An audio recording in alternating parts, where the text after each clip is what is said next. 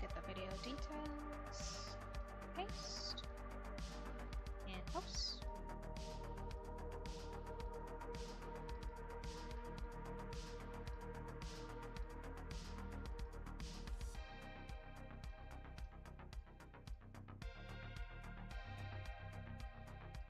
And let me delete that.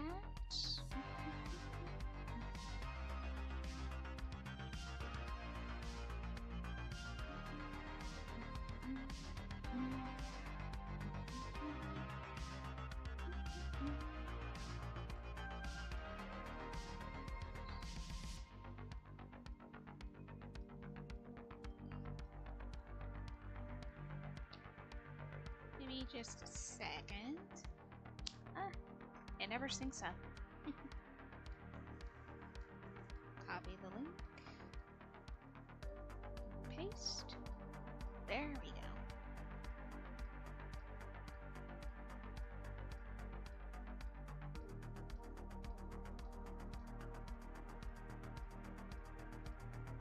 And then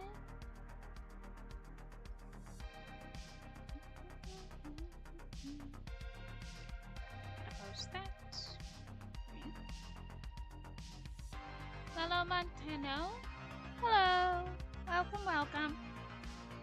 Just trying to set things up here real quick.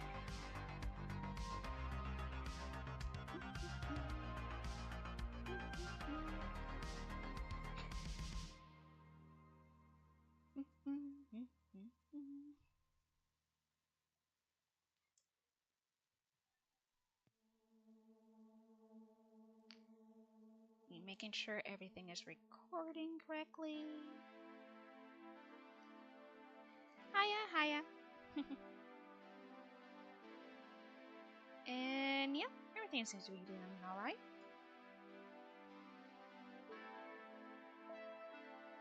So let me work on the pose.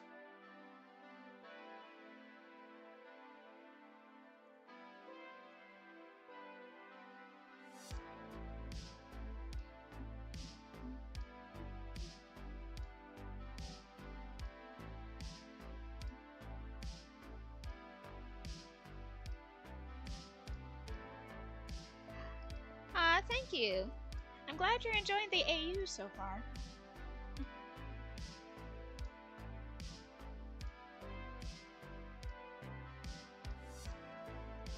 Yeah. Glad you like it. Glad you like it.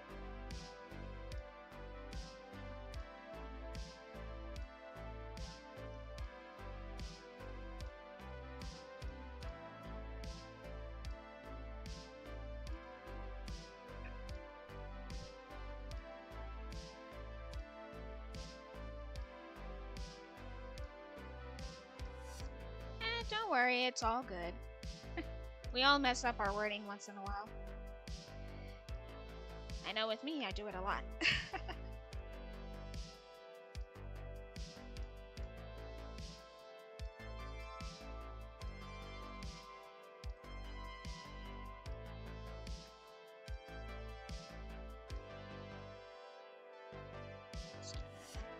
Let's try to get the poses correctly.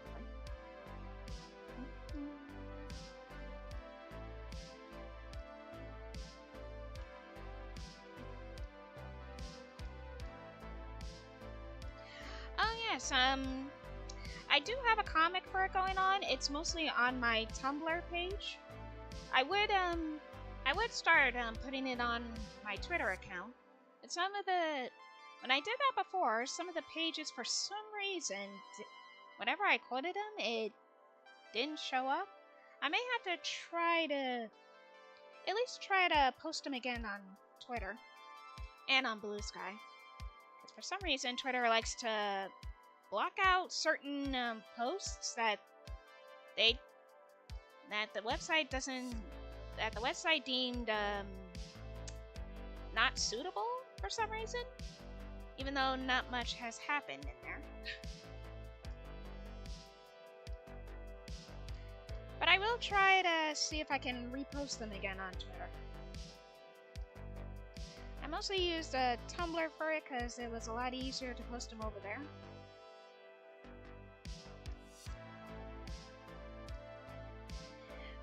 Yes, I do have a comic for it going on. It's kind of a...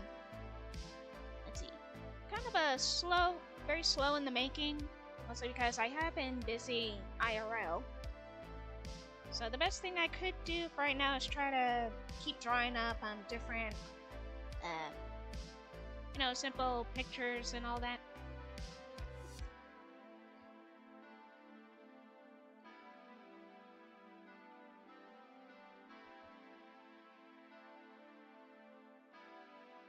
Yeah.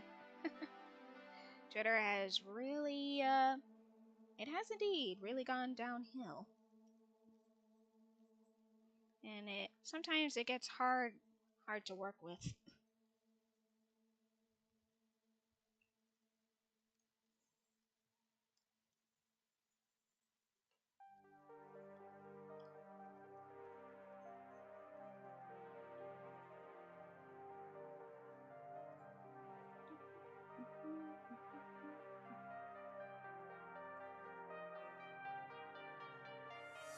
Want to follow you on them.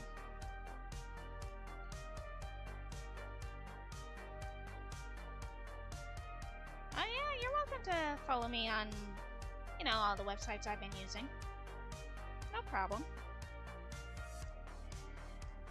Maybe once this video's done, I'll put in a link. Find out where just to show where my Tumblr and Blue Sky account is.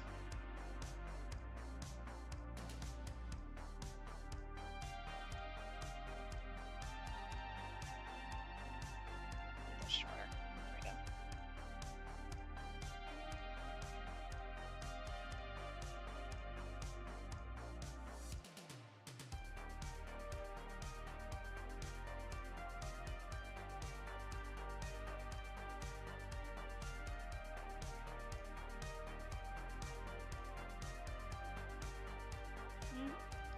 Yeah, sure, that's no problem. See, I used to do that for my much older videos. Might as well start doing that again.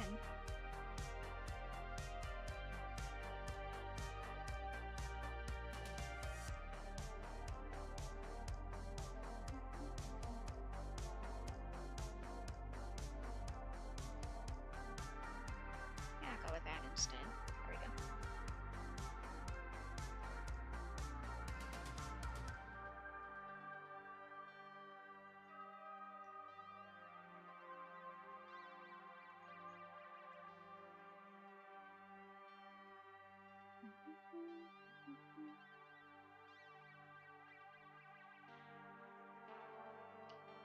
Ah, you like Simon Smoke? Yeah, he's pretty cool. Honestly, usually I'm not very used to drawing reptilian characters. So he makes for a good practice on how to get better at it.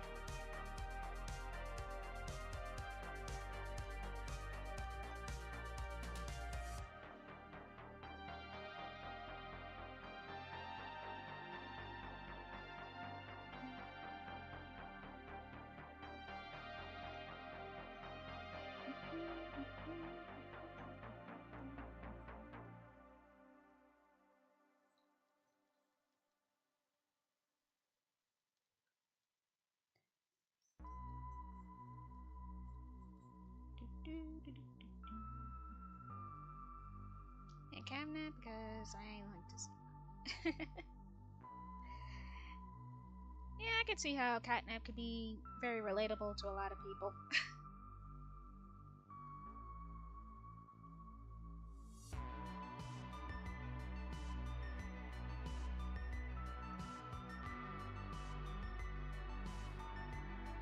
Just do this area pretty simple pose, but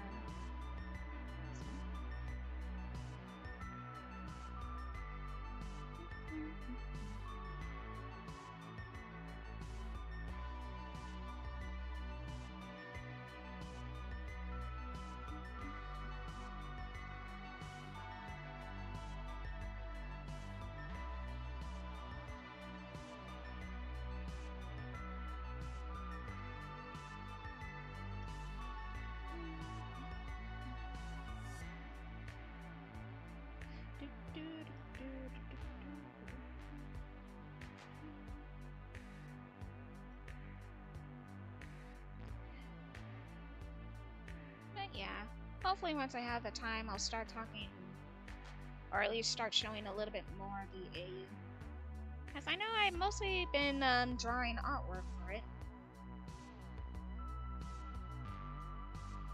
But I would like to discuss a little bit more about basically what the Cyber AU is about. I have mentioned it in a couple of my other streams.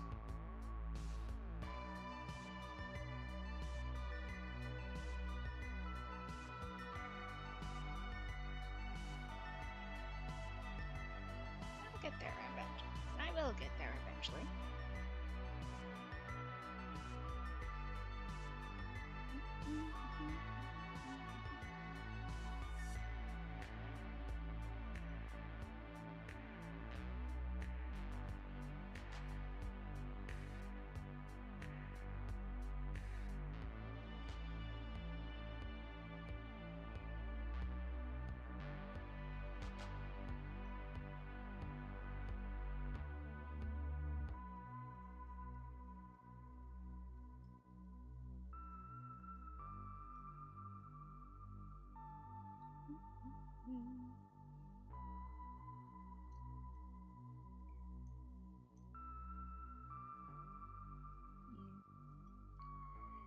And also, just so you know, I think I mentioned this only a couple of times, but yeah, the Nightmare Critters won't exactly be part of the quote-unquote canon story of this AU, mostly because that'll be a lot of characters for me to draw.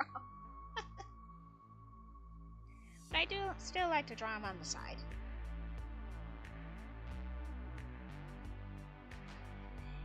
And plus, I don't want the story to be too overbloated.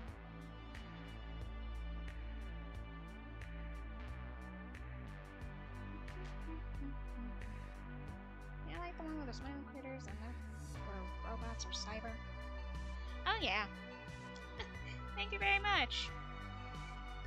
Yeah, when I first got the idea for this AU, I guess I was at that point where, yeah, Five Nights at Freddy's did the whole stuff kids into animatronics thing. Or nowadays, just stuffing any people into animatronics nowadays.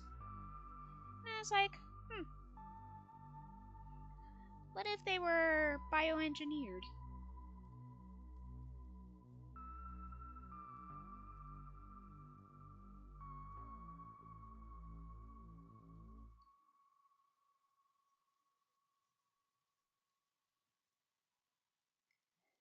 So they're basically similar to what Transformers are.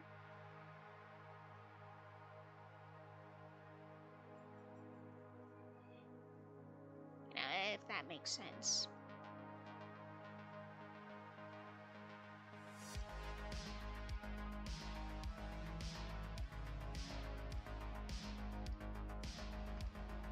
Just a little bit smaller.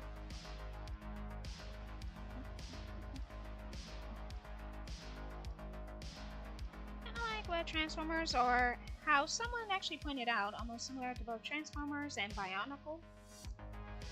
If anyone remembers that series.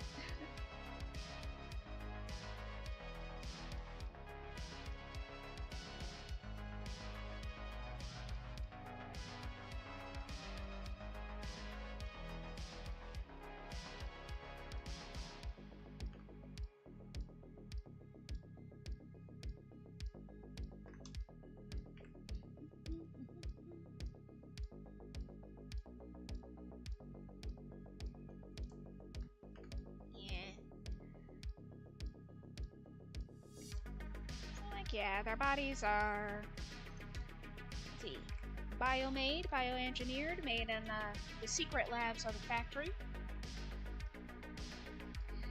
And their souls were created, well, that's kind of classified. I don't want to spoil too much.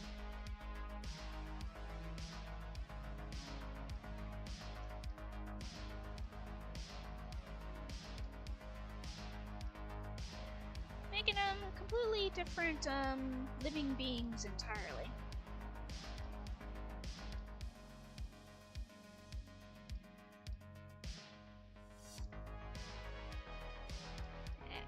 Fix this up a little bit.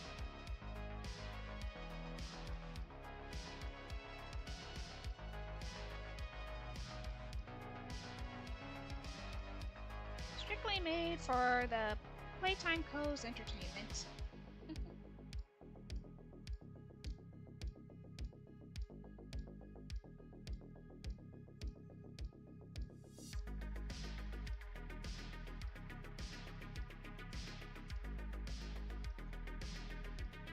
Pull up another reference.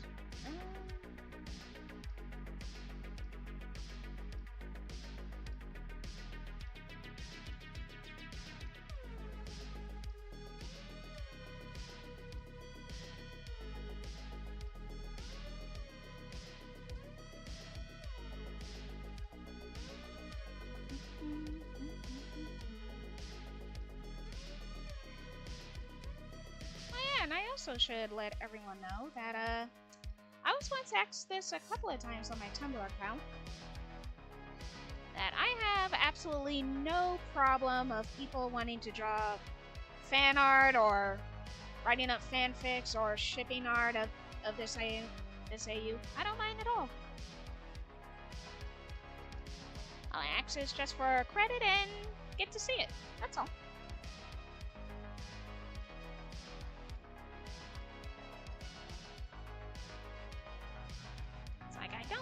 Restrict anyone from having fun. And yeah, as I said, I have no problem with shipping art and all that.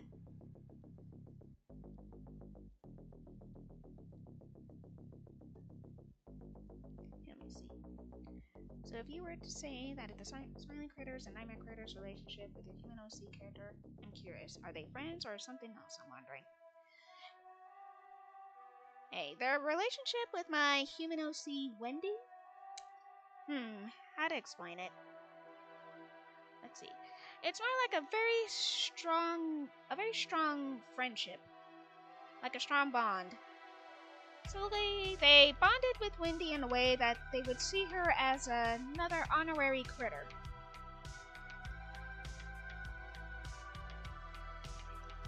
Like being part of the group, essentially. Like she's more like the guide, like that bridge that fills in the gap between them and the whole human world, essentially.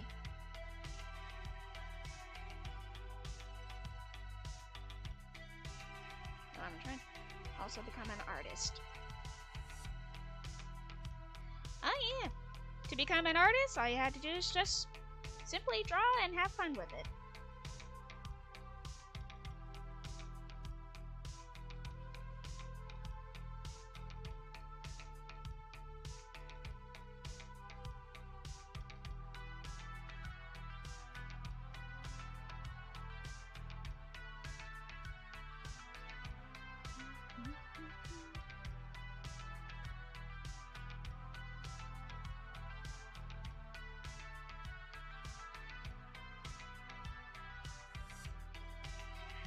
That's a very good thing that you want to become an artist too.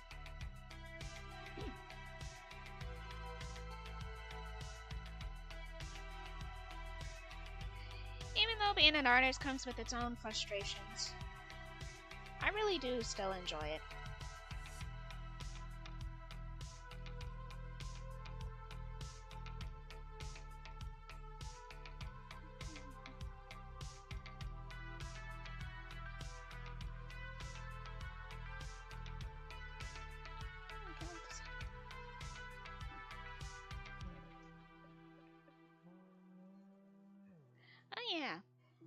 I do want to develop the relationship between Wendy and the critters more.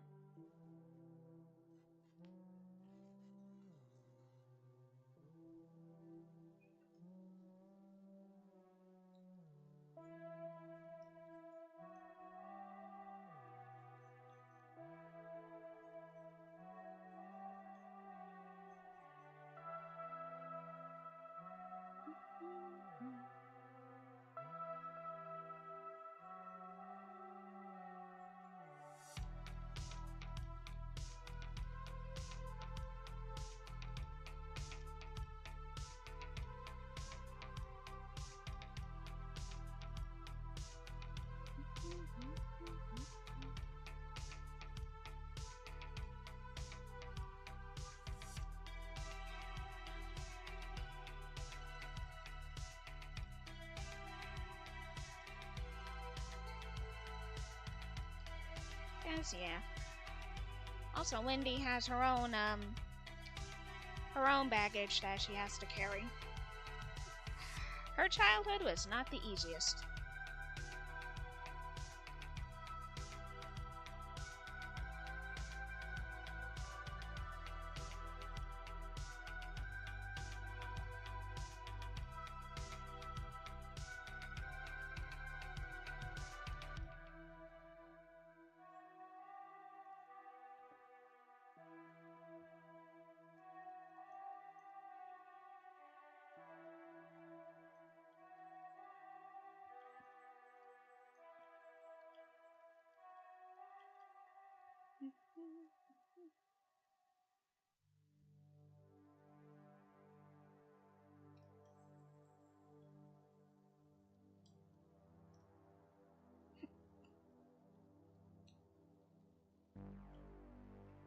Yeah, as I said before, I don't mind people wanting to draw fan art, shipping art. It's whatevs with me. I'm pretty chill when it comes to that sort of thing.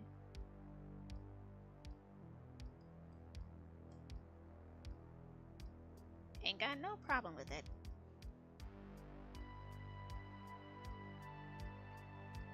Plus, I don't like controlling what other people want to draw. You know? Sure, there are some limits. But like, eh.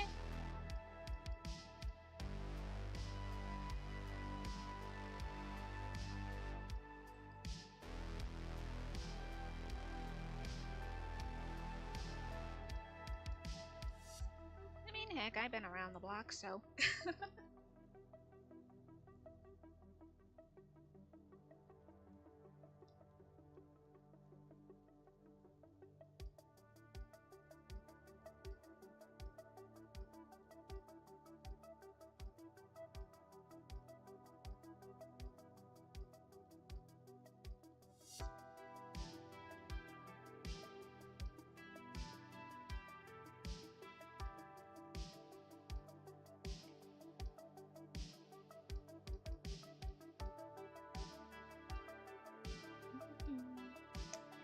It's always the posing that is usually the challenging part.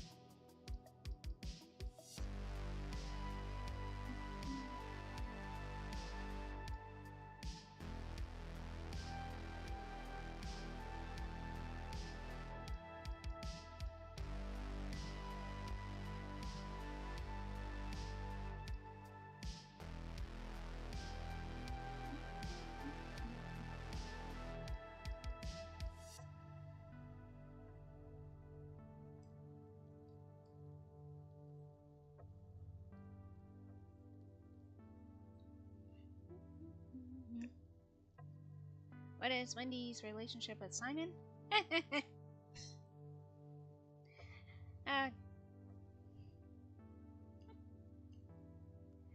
of more of a in a comedic way. Yes, Simon is indeed a flirt. I think. Pretty sure we can all establish, even from the fan art I've seen of him. Yes, can be a bit of a flirt, and while also full of himself. Doesn't exactly work on Wendy, though.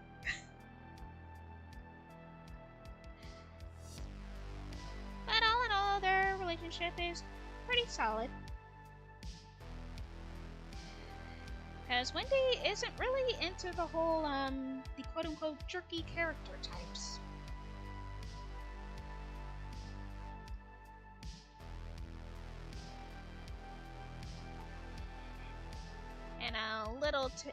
And a little tidbit about Wendy's backstory. She actually did date one, and it did not work out. Her relationship in the past was a bit of a crash and burn. Well, not a bit, it was a big crash and burn. Of which, unfortunately, kind of caused her to basically trying to separate herself from everyone. Or a bit of isolation, even though she doesn't really mean to. Until the critters come along and try to get her to join in on their shenanigans.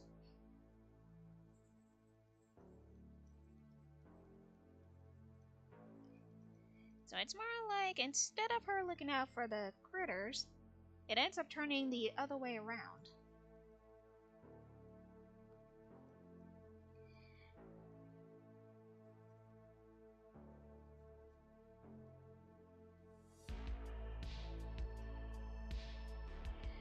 But yeah, she does eventually, well, luckily she does get used to Simon. Like, there is a friendship there.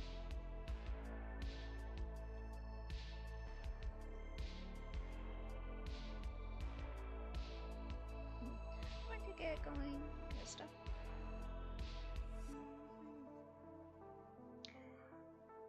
Alright, Lalo. You have a good day. Also, take it easy. Thank you for stopping by. Gonna try Simon and post. It's great. Yep, see ya.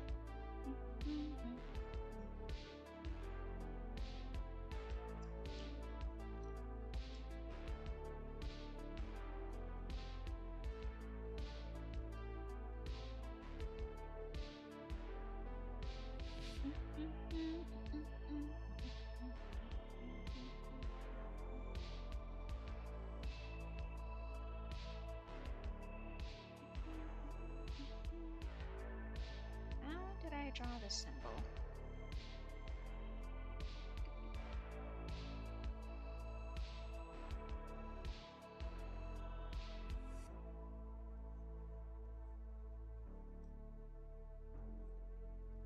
Okay, trying up the S symbol.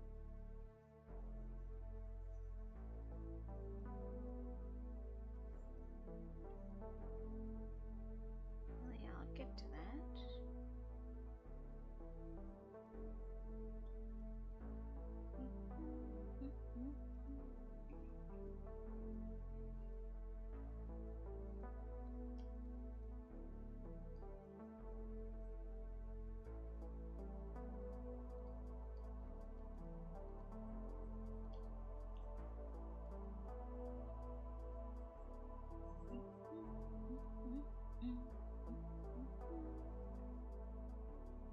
Oh, and what about Alistair? Ah, Alistair Gator. Let's see. Wendy's relationship with Alistair is almost the same as with Catnap. Because both Alistair and Catnap are kind of similar in a way. A bit of a trolling going on. Not maliciously, but yeah.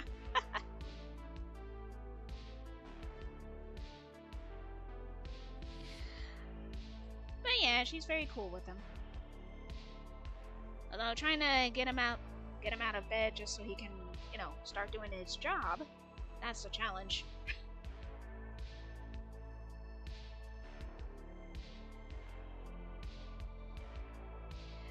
But I'd say Al in this AU is pretty chill.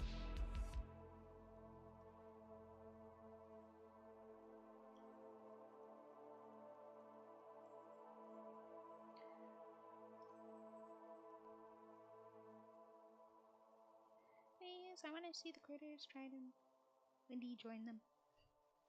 Don't worry. Eventually, I will draw that.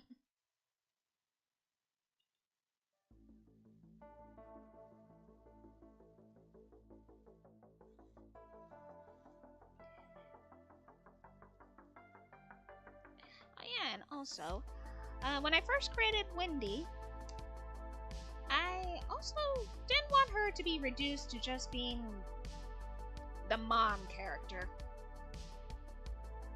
Like, there's a lot more going on with her than all of that. But yeah, she could be a mom to Theo, to Theodore. I thought that would be a very cute concept.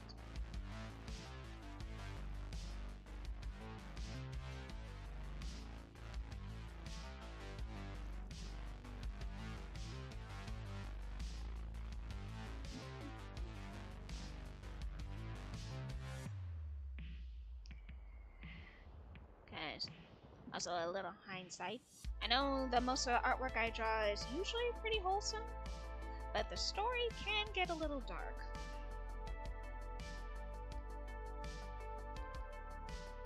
Actually, the story will get a little dark.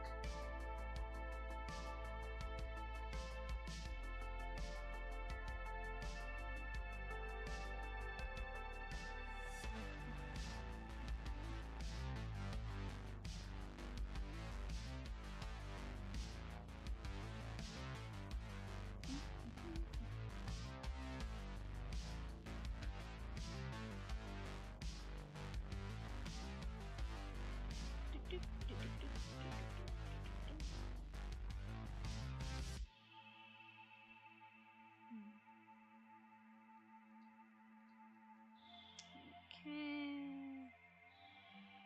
Just trying to get this sketching down.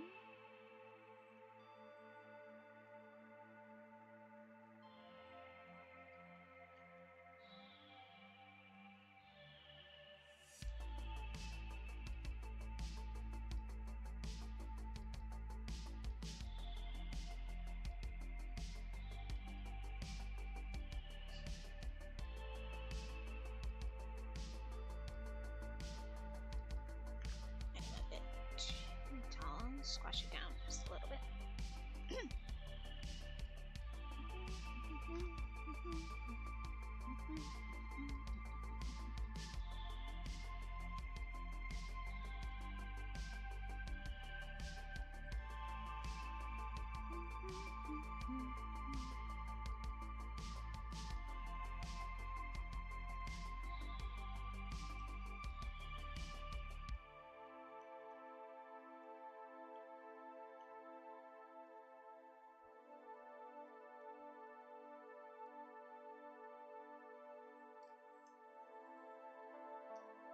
Fix up the wings a little bit.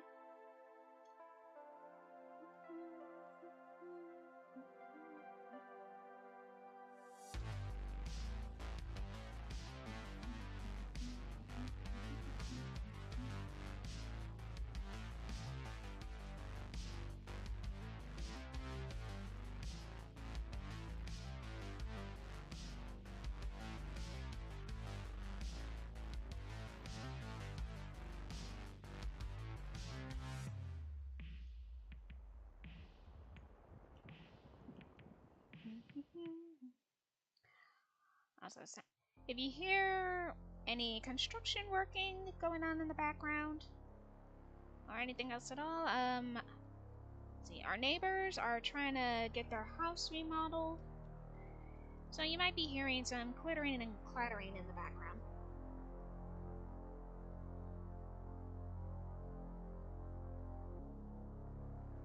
You know, man, the stuff I was gonna do was taken care of by a friend, so yeah, I'm back. Hello, welcome back.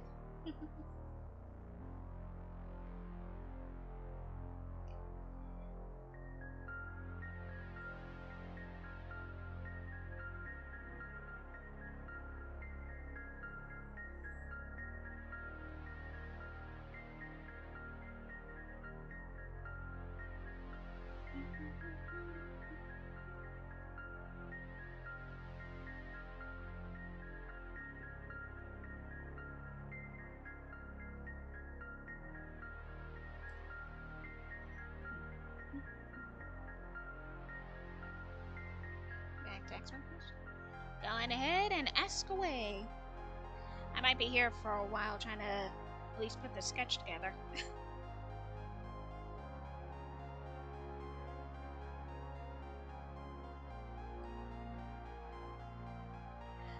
Yeah, I can also talk a little bit more about how the Cybertoon critters work. I once had this question on Blue Sky. Like, can they eat and sleep and all that? Actually, I had it on both Tumblr and Blue Sky. Yes, all the Cybertoons can actually sleep and eat and all that. And they actually do have organs. They were just bioengineered in the labs. And only a very, very few people know how they are made. Because to the public, they're more like, they're either like giant advanced robotic mascots or people in costume.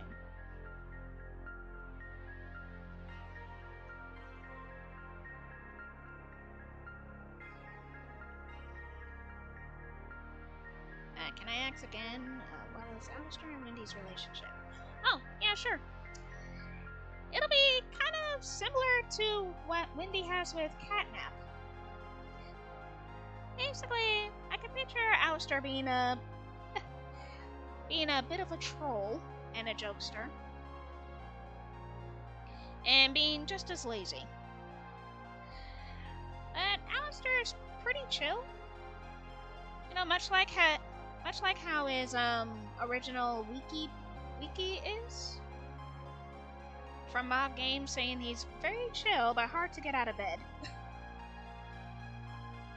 Or at least hard to get him out of the bed. But, let's see, Alistair and Wendy would mostly talk about, like, how's your day? Work's been kind of sucky lately, that sort of thing. I can picture him being almost like a listening ear. Like someone who would listen to your problems.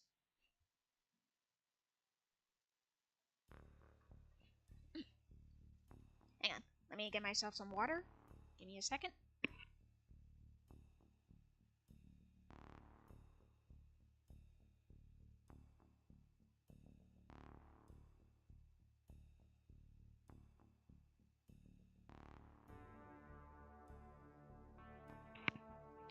There we go. Phew.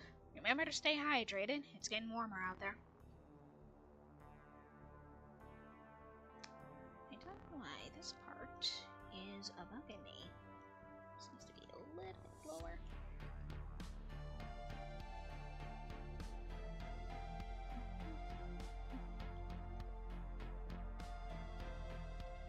Let's see.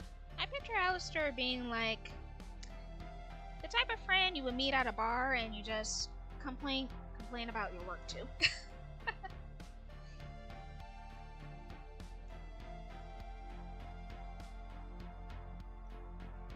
Like, he's all big, looks scary, but again, pretty chill dude.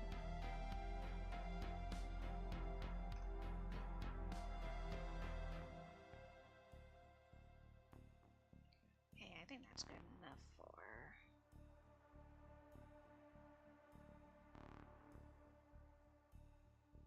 this sketch. Maybe if I put it out more like this. And that still works.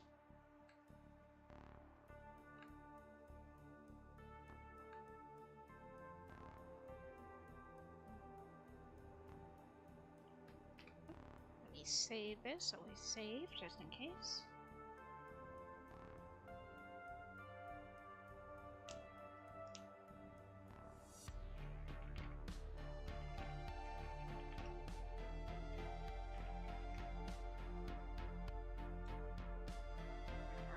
Save this. There we go. Where's the night? Where's the critters? Critters doing work for Playcare. Oh yeah. Let's see. Their job is basically to entertain and look out for the children in Playcare. Or mostly Stationed at the Play Care Orphanage. That's about 3 floors down below the factory. They mostly interact, they help babysit, and they greet visitors who come in for field trips or for tours.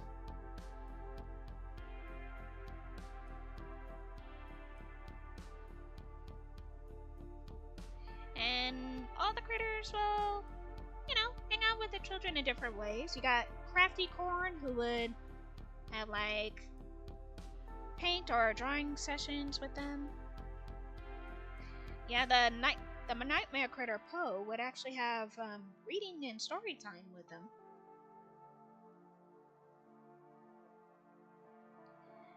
So like yeah. Like think about them being at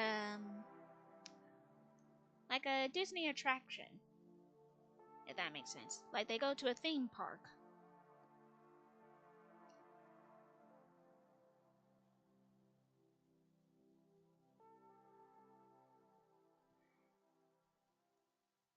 Like all the kids and parents go to a theme park and they're greeted by all the tunes there.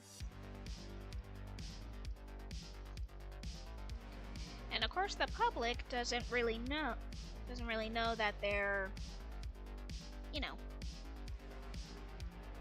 real living cybernetic tunes. It's like a big company secret.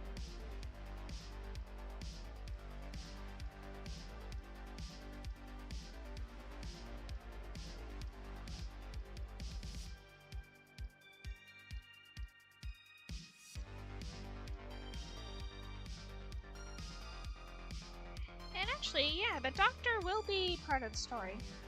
Dr. Harley Sawyer. And also Lace Pierre, too. But mostly, Harley will play the bigger role in this story. Because I came up with this idea before chapter 5, and a bit of chapter 4 came out.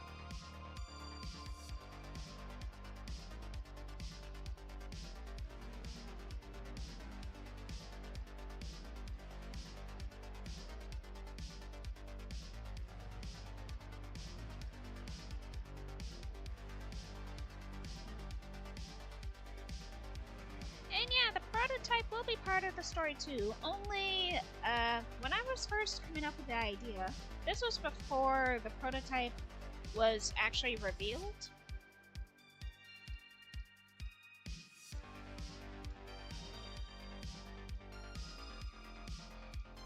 And just to throw it out there, the prototype in this AU was going to be, well, it still is, kind of like a virus, in a way.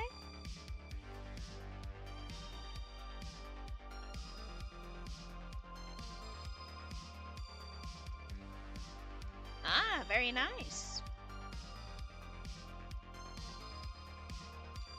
Huzzah, ice cream.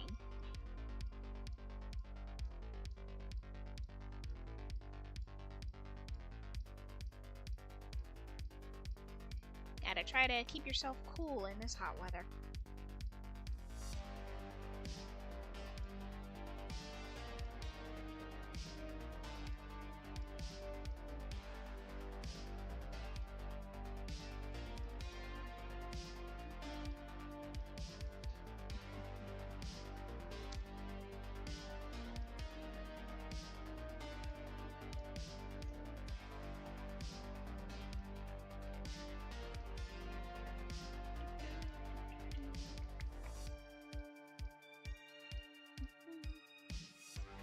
Ice cream from an ice cream truck. Good times, good times.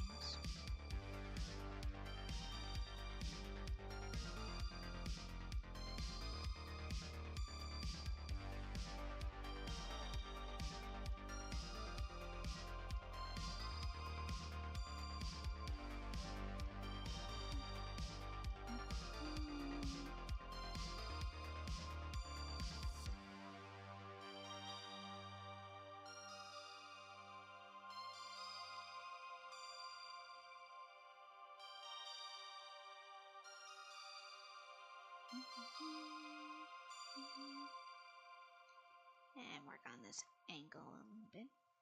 Okay, let me check on...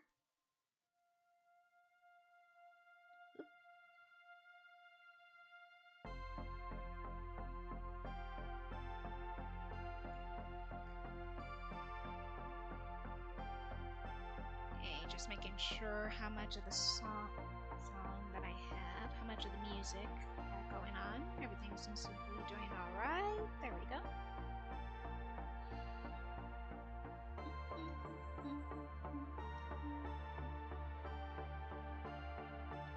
Also, as I said before in the stream yesterday, hopefully I'll be able to buy myself a real computer mic.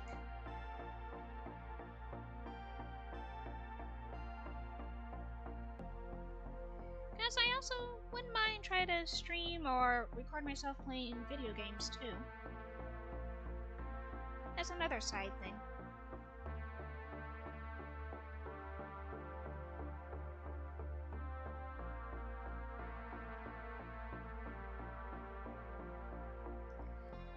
Again, a little off topic, but back on topic. But yeah, in this AU, I also will be including the prototype. And as repeated as the same before, this was before they revealed the prototype's, let's see, true form of how he really looked in the main game. So the prototype in this story was going to be a simple, well, I wouldn't say simple, kind of like a virus. A very highly advanced computer virus.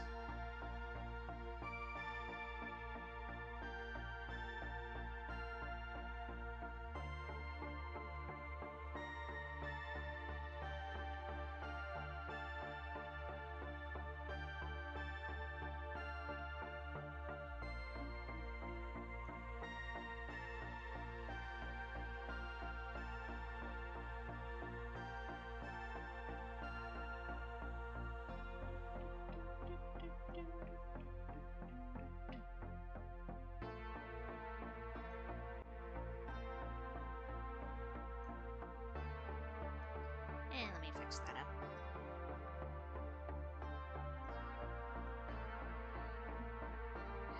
Also, I love it when people ask me questions about this AU. It shows me that there are at least some people who are interested in it.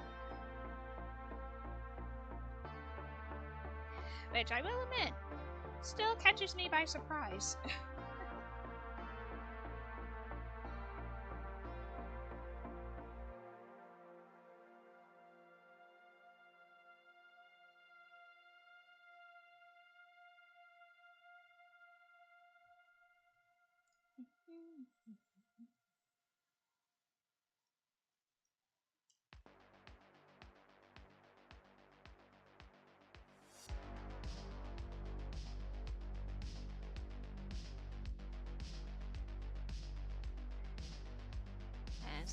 Yeah, I honestly didn't think that people would actually show this much interest in it. But it does make me happy. Plus, it gives me a strive to actually try to complete something.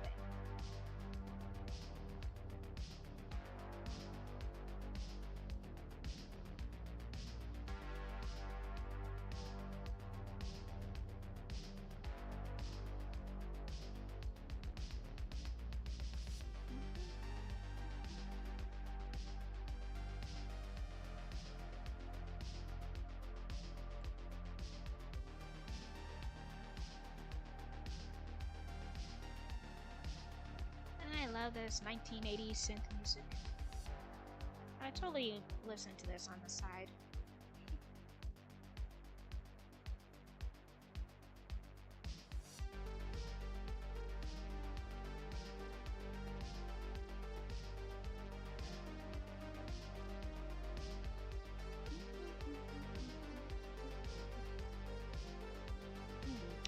What is Wendy and Poe's relationship?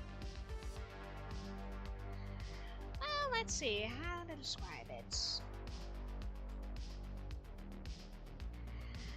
like it took a little time, but eventually Poe does get more comfortable to be around Wendy.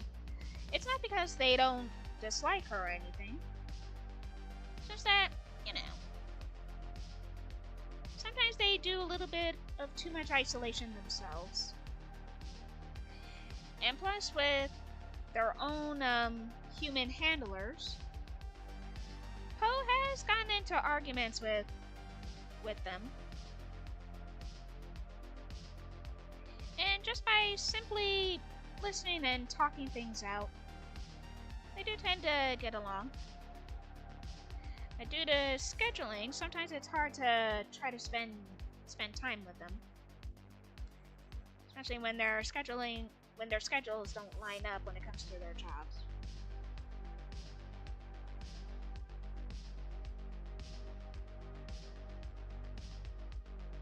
And Wendy tries her best not to push them with questioning and all that. She will let Poe explain or talk at their own pace.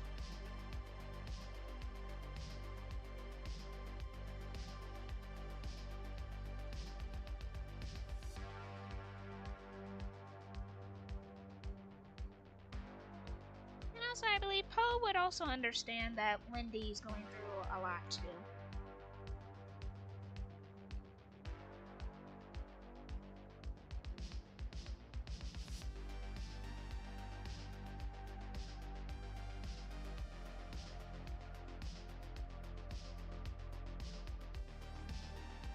So it's like a very mutual understanding.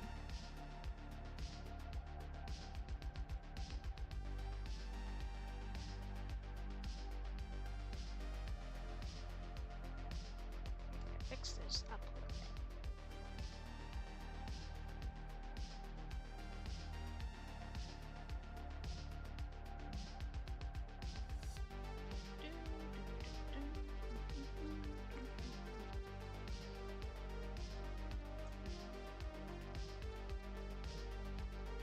Surprisingly, like, once Wendy meets the person with the nightmare critters, she actually tried to stay out of their way as much as she could. But they always seem to find her in some way. Eventually, they do get along.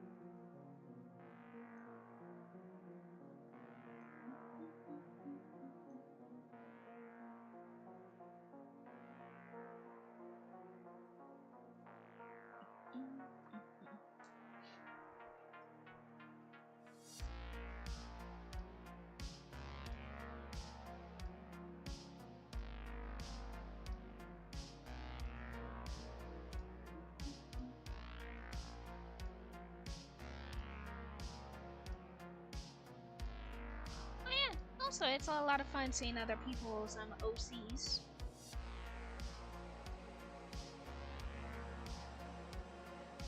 Like, it's a pretty cool way of coming together as a community just to have fun in the fandom.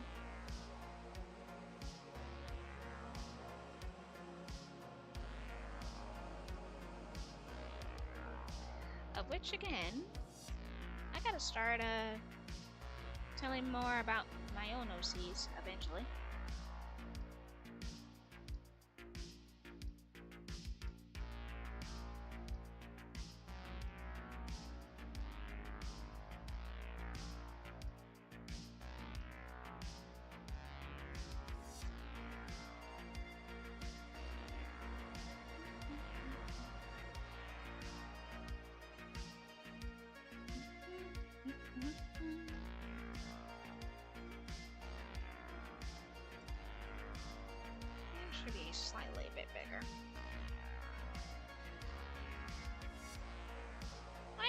also wondering, the critters with wings, yeah, they can fly as long as they're,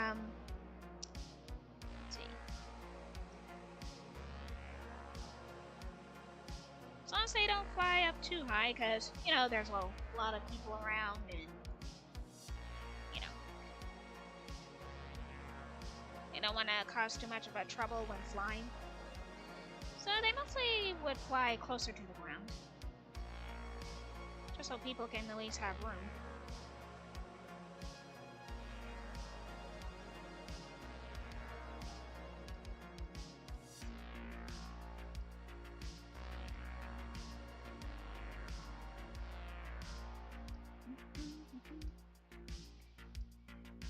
And also, when I first made more of the Smiling Critters bios, I did mention they can actually change their sizes.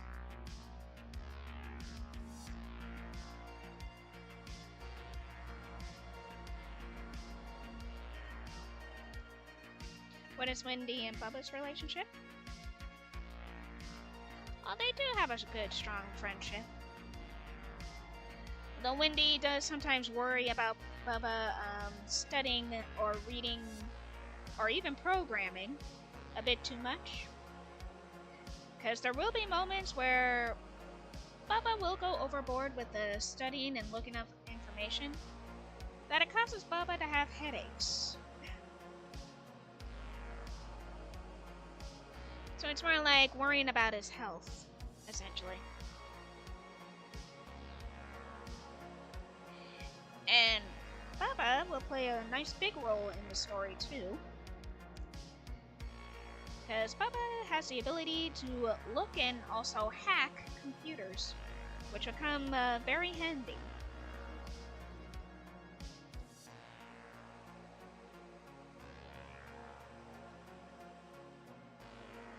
Like, essentially, Bubba Fence would be the inside man.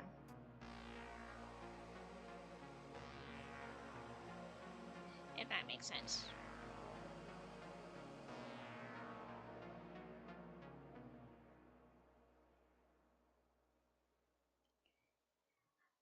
But also, Bubba will also be concerned about Wendy's health too.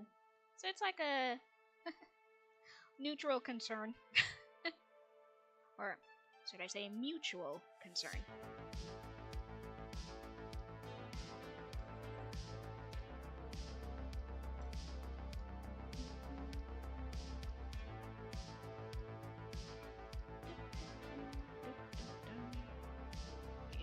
You should try to draw Wendy, trying to avoid the nightmare critters, but always getting found. Cool. Yeah, I really should. And sometimes the first critter to end up finding her would definitely be Raby Baby.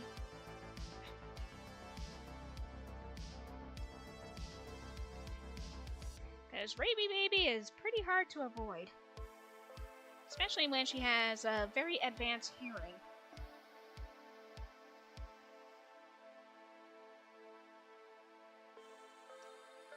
Which actually comes in very handy with her job. Raby Baby would serve more as a security in a way. Like flying around and keeping an eye on things from the air and listening out for any potential dangers and all that. While also listening out for the newest gossip. Yeah, she would definitely do that.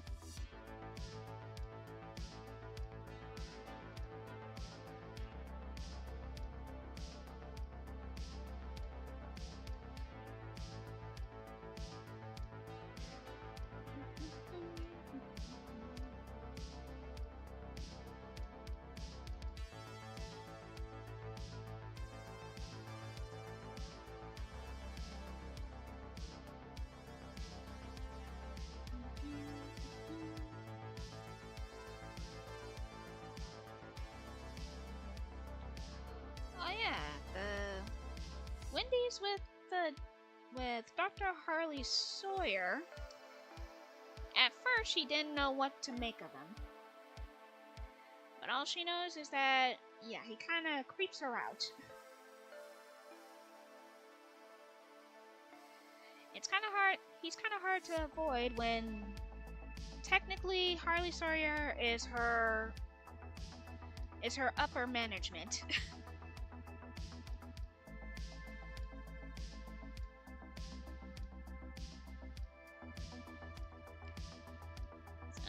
Yeah.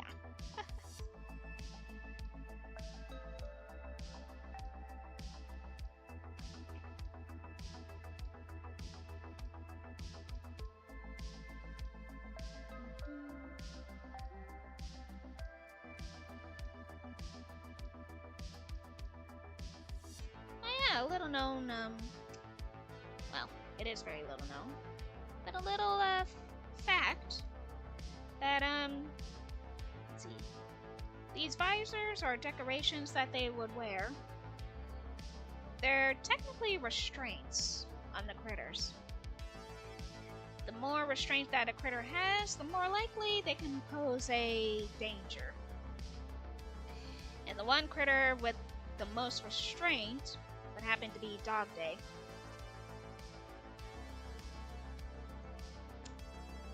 Yep. I was kind of annoying of how Wendy would try to hide from the critters, and when Raby appears behind her, she just looks with a type of face.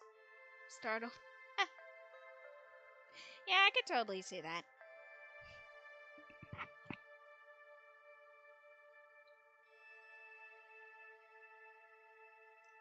Like, sorry, hun, you can't get away from us that easily.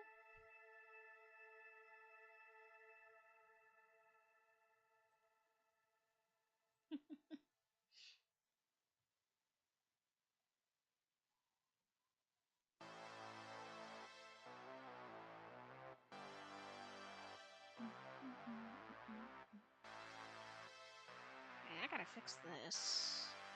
I want to fix it more.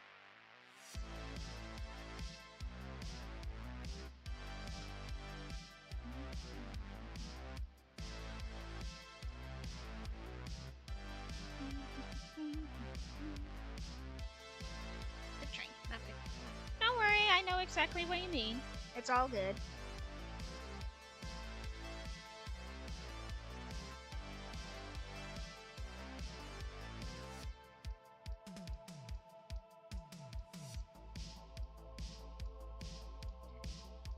Trust me, I will try again to see if I can upload the comic onto Twitter. That is, if Twitter, when try to mute certain pages, especially when in certain pages stuff is not exactly happening just yet.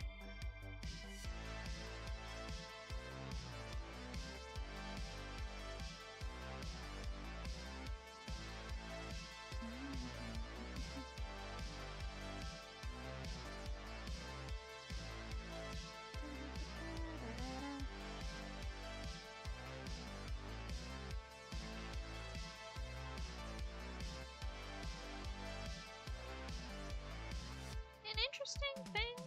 When I first made the designs for them, I didn't want their original designs to change too much.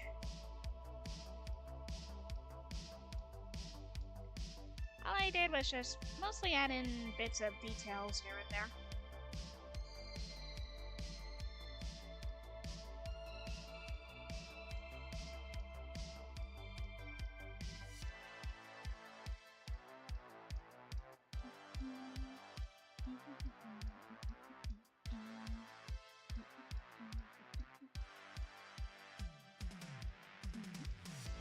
What do you mean Dante is the most restrictive of hunters? I thought it would be Bubba or Simon, but Dante. Yeah. Simon is right up there, around the same level as Dog Day. But, Dog Day has a very specific, security program built into him. Actually, they all kind of do, But what Dog Day has is essentially, I like to call it the canine mode.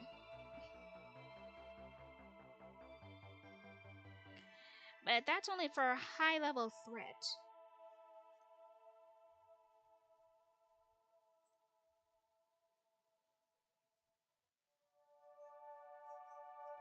Basically, Dog Day is still as sweet as his own canon counterpart, but he will get the job done. Let's just say it like that.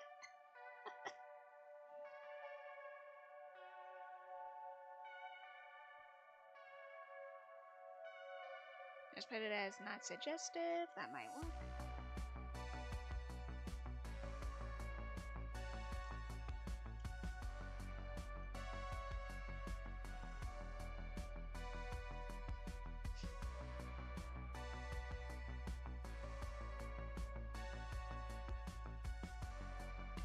No, I'm pretty sure people already know it's not that suggestive anyway.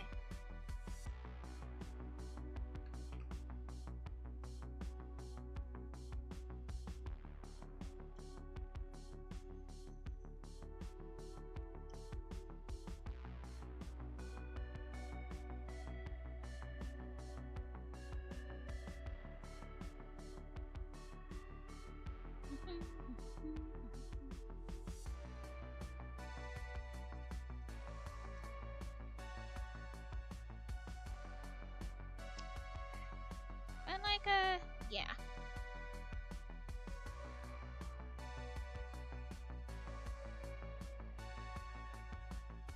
Yeah, with the critter still being brand new to the company, they of course had to put in some safety measures.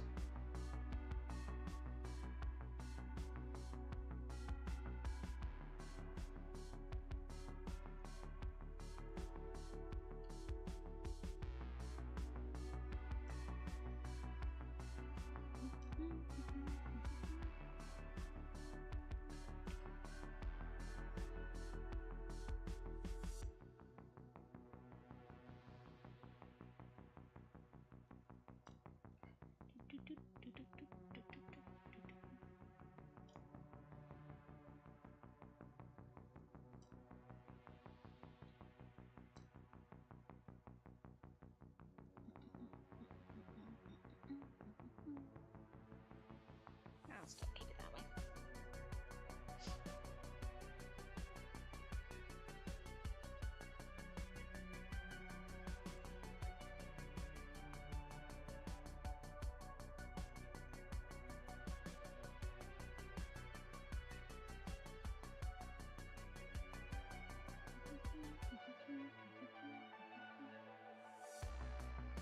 You know, also all over Twitter, I've been seeing other people's iterations of the critters, but I don't know too much about them. Like, I've been seeing the, at first I did see the, what do they call them? The frowning critters? And then there's also the daydream critters. Been seeing them around, they look pretty cool, but I don't know much about them.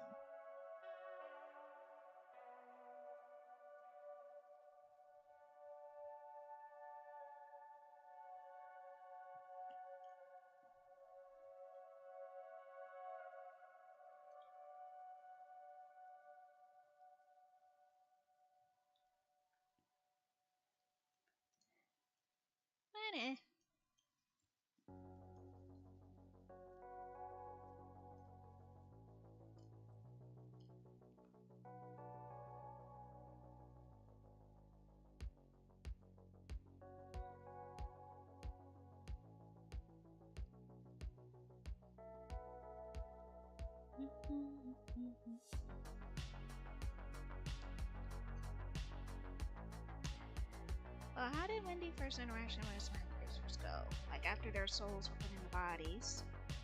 Like, did she hide from them like the Nightmare Critters? She never had time to hide.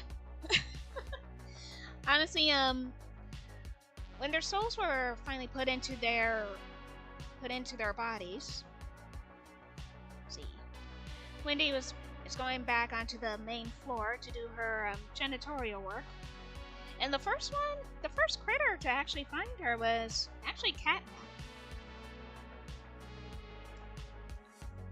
And then Catnap called Dog Day over, and well, the rest is history.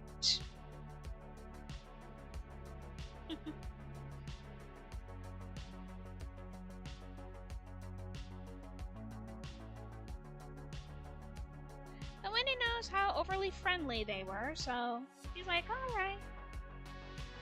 I'll try to interact with you a lot more.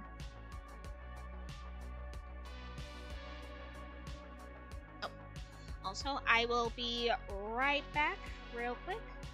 Gotta go check up on something. Be right back.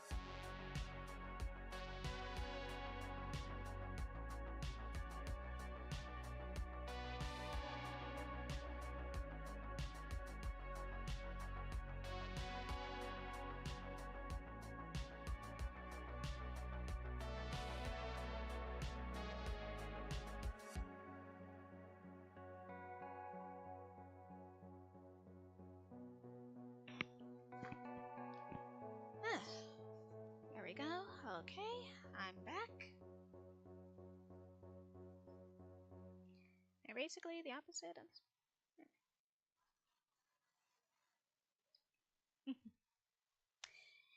Yeah, the two groups are basically the opposite of each other, but also while being similar in many, many ways.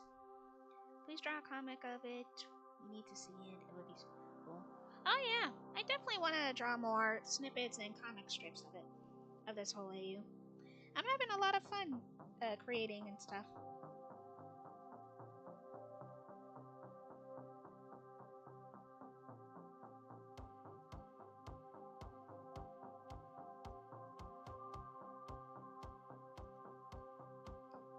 And honestly, that's what being in the fandom should be about. Having fun with what you create.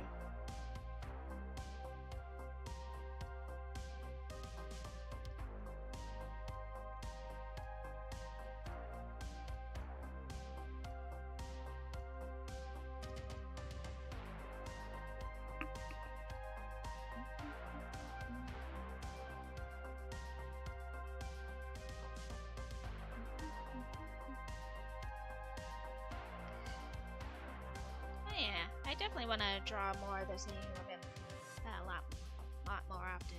Blech. Words.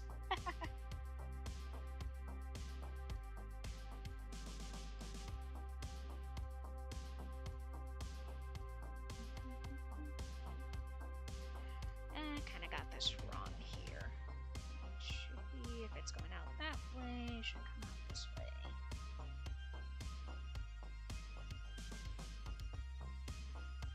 Honestly, this music kind of fits the vibe.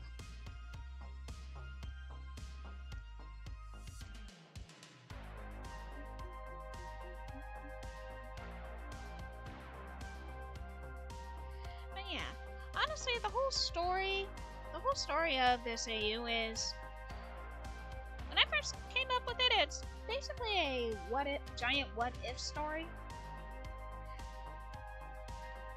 That's how it all started out. Like, what if the player, according to the lore, what if the player never left the factory for 10 years? The player was still there. And still working. And it's all basically, they knew about the Hour of Joy, or at least a bit of parts of it, and they're trying to prevent it.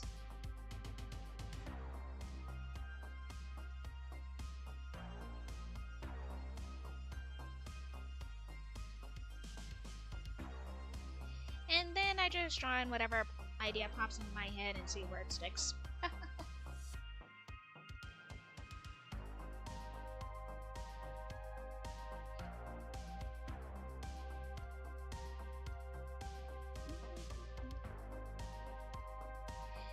And plus, I really enjoy creating OCs. I have a lot of fun doing that.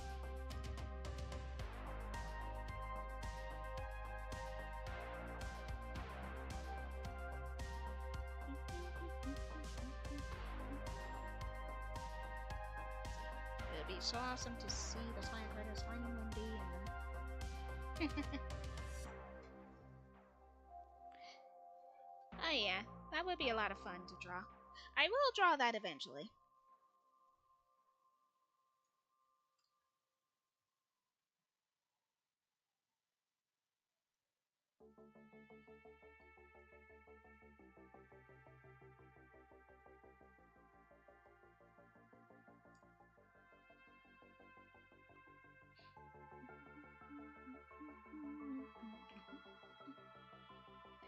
Oh yeah, and this was actually, this was actually Axstar pointed out a couple of times. Luckily, people already figure it out. No, they're not children. Because I'm not gonna be messing with all that.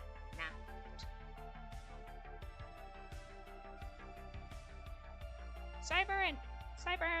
Cybernetic advanced life forms they're basically the guardians of the children.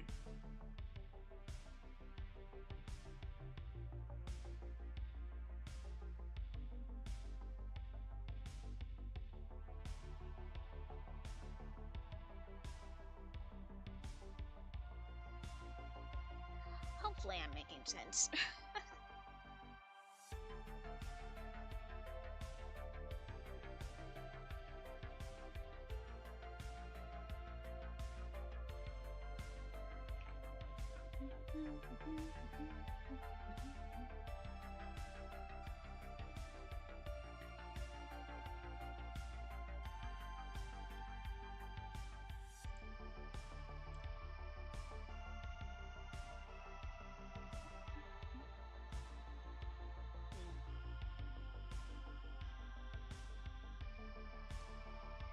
Now, interesting thing, while working on this, I also thought of,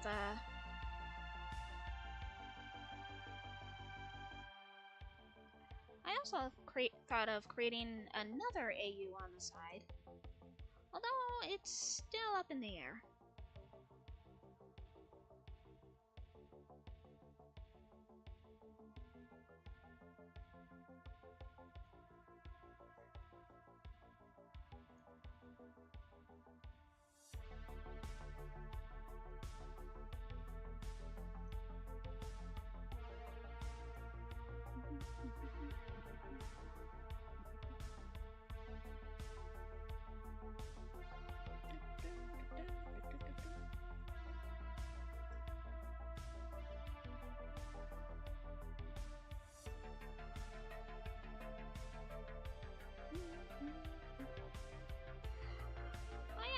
There was someone on Tumblr who actually made their own fanfic featuring one of the cyber nightmare critters.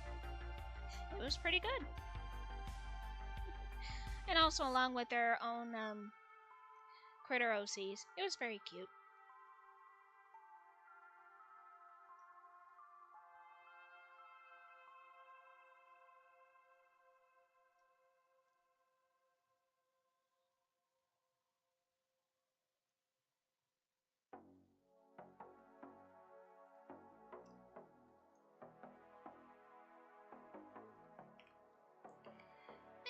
I said, I love it when people ask me questions about it.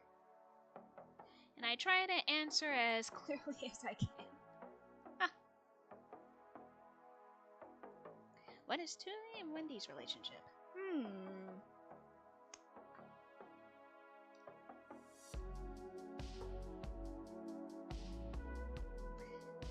Now that would be a good question.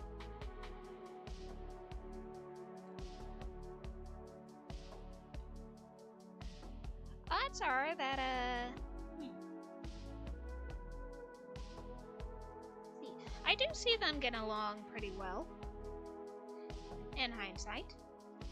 And also, Wendy trying to make him calm down on the whole collecting, quote unquote. Because Tui in this AU would definitely start collecting old computer parts. But I did draw fan art of both Tui and Bubba Fett working together. Like Bubba actually programming computers while Tui actually gathers the parts that he needs. So they kind of work out together that way. But also due to scheduling restraints, they would hardly spend too much time together.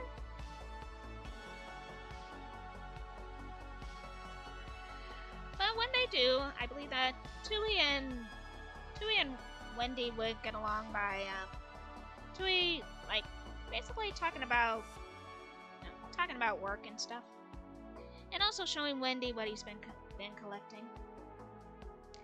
As long as it's not too important to, as long as it's not a missing part to a important machine.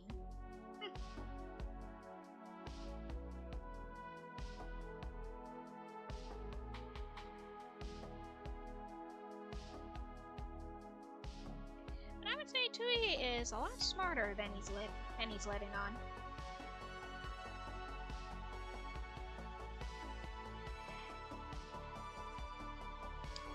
There we go. Now I can finally start adding in color.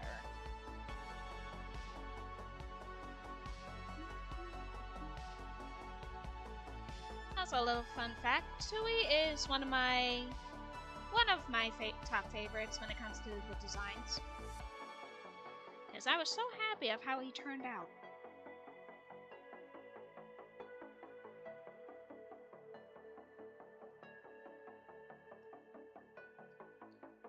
Because when it comes to certain critters, I was having a bit of a challenge to come up with a design for some of them.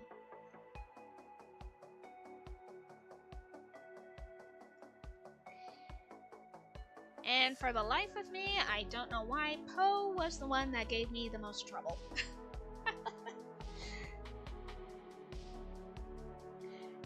I guess it's because I usually don't draw too many bird characters. Or even lizard characters, but I actually came up with their design while I was at work.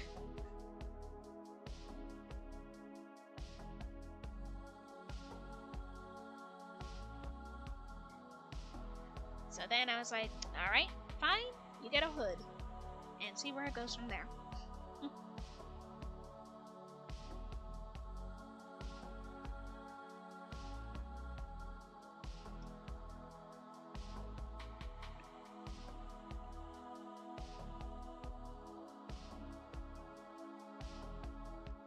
And I'd say one of the most easiest designs to come up with was mostly for Kickin' Chicken.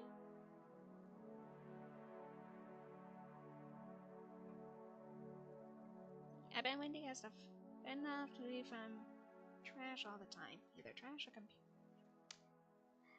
Yeah. If she's not there to, keep a lookout for him, he would go, quote-unquote dumpster diving for any computer parts. And other garbage.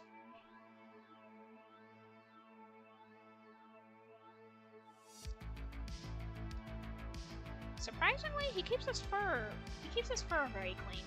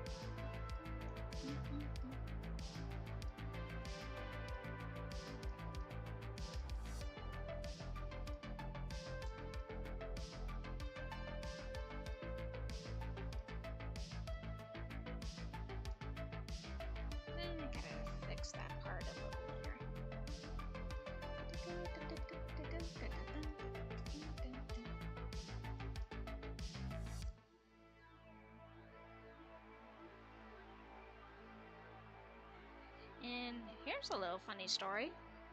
When the Nightmare Critters first came out, I wasn't too keen on drawing them at first. I decided to wait, and I did wait a little while before deciding to start drawing them.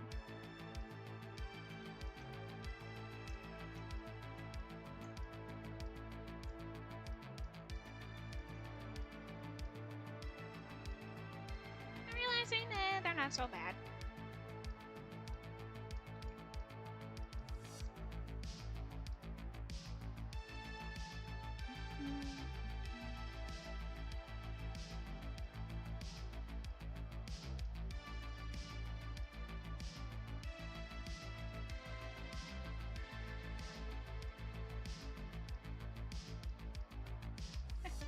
Especially when my very first critter OC, her name was actually Baba, but I had to change the name because when the Nightmare Critters came around, yeah, you know the story. I had to go on ahead and change the whole name. Well, mostly her first name.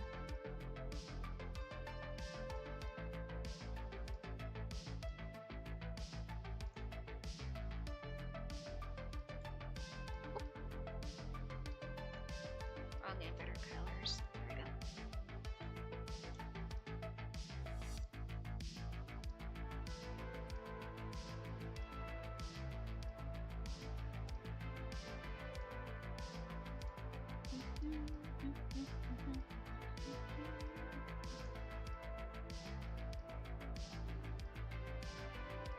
And also a little PSA. Remember to keep yourself hydrated, everyone, whoever's watching. It's getting warmer out there. Even though there's a national holiday going on.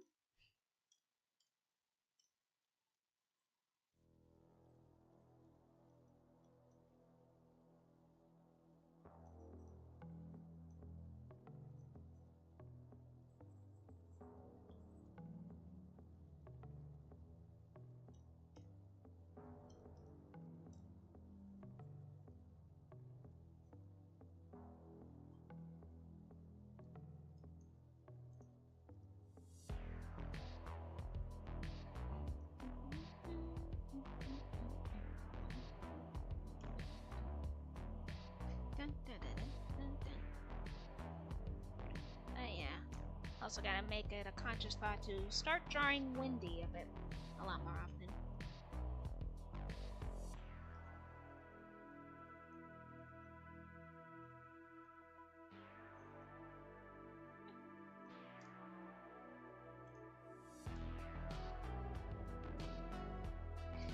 And to think she's not a intelligent, well, she is intelligent in her own way, but not a high-class engineer or scientist or anything like that. She's simply just a janitor.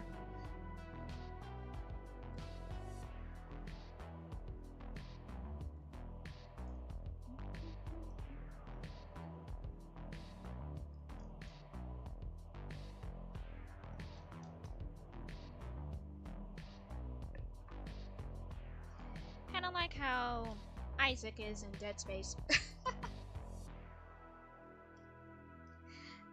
Not janitor-wise, but the complete opposite. Like just a normal person getting caught up in something big.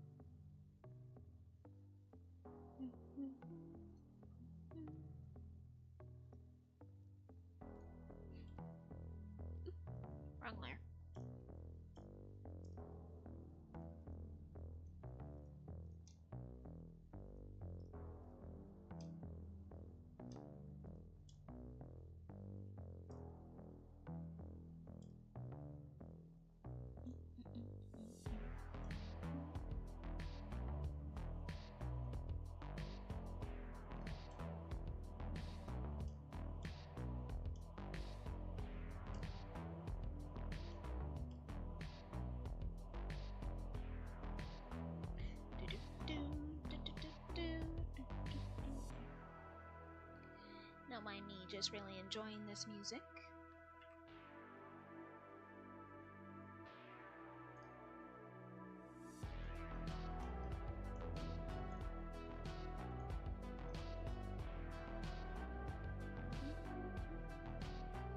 I was about to talk about this.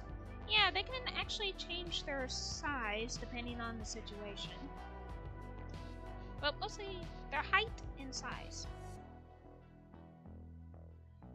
Like, just so they don't scare the more younger toddlers and all that, they actually can shrink down to around shortest being 3 feet.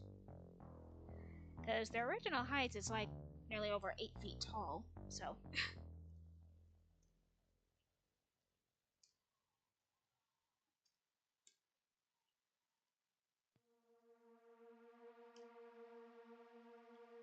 Like I said, if there's any like small toddlers or babies around, they try not to scare their children by shrinking down to nearly their level.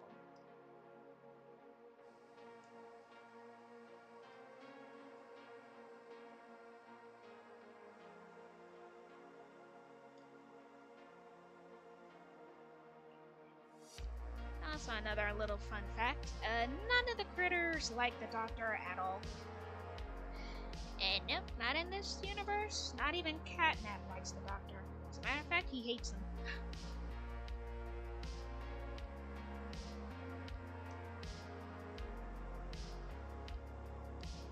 And unfortunately, the critters are not being treated well behind closed doors. I'll just go with that.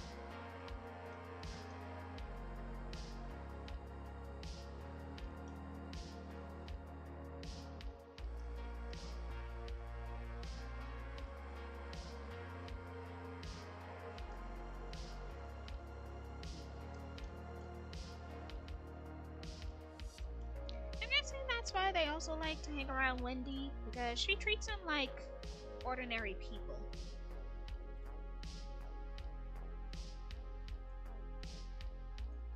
And there's actually a few of the other worker staff that would treat them with respect, really.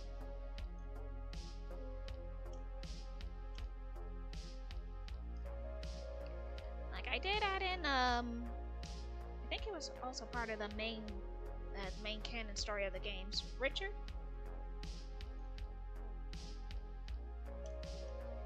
Yeah, he'll be part of the story too.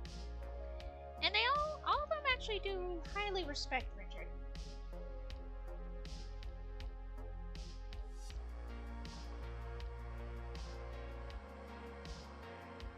Like I did introduce him in the beginning of the comic.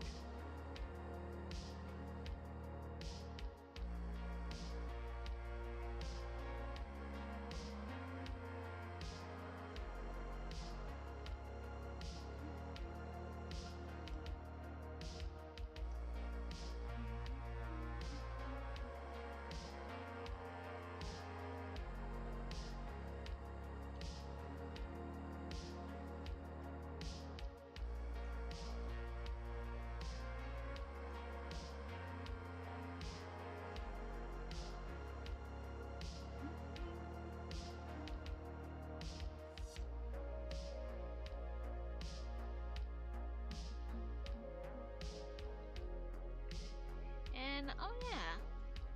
Let's see, the critters aren't the only tunes that worked in Playtime Co. Like also Huggy Wuggy, Kissy Missy, Miss Delight, they're all tunes. Created the same way. Only difference is that the tunes that were created before the critters are are kind of like the quote-unquote old versions of when they were first created.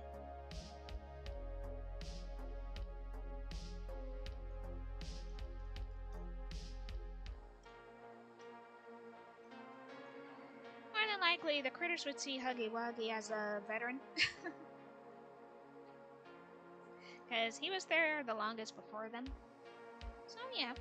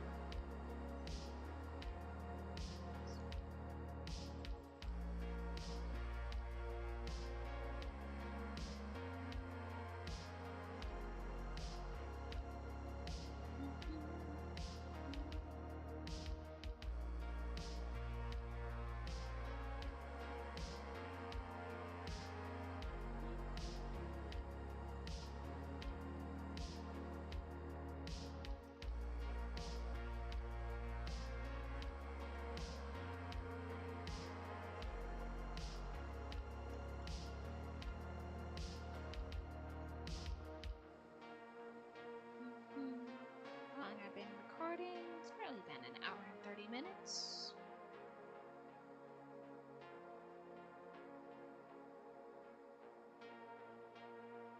Checking on the music here.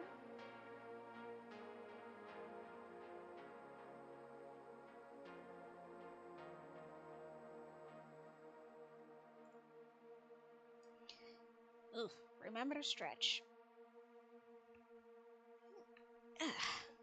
Okay.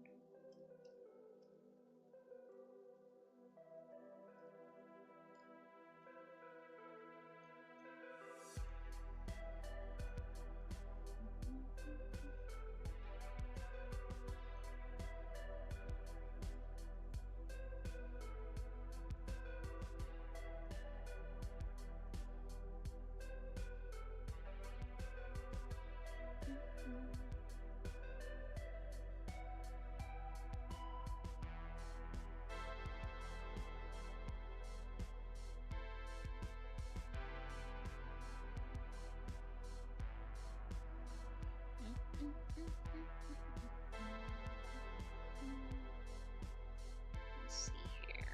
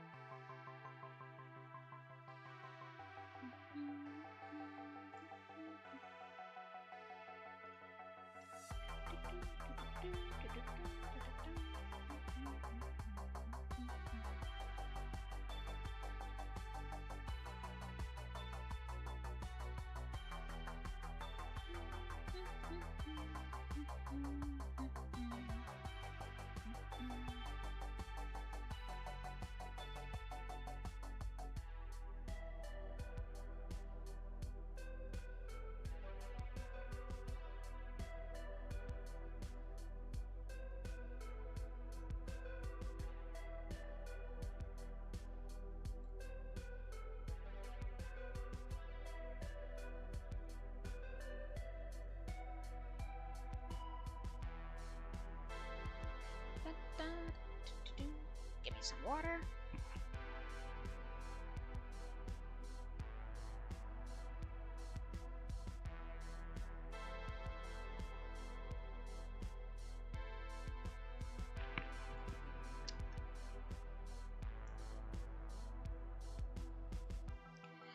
And let's see. Oh yeah, I also I based the SAU or the cyber critters not of their not on their words. Not on the bigger body initiative that have been canon in the game. These are more based on their cartoon counterparts. I mean, they are Cybertoons, so.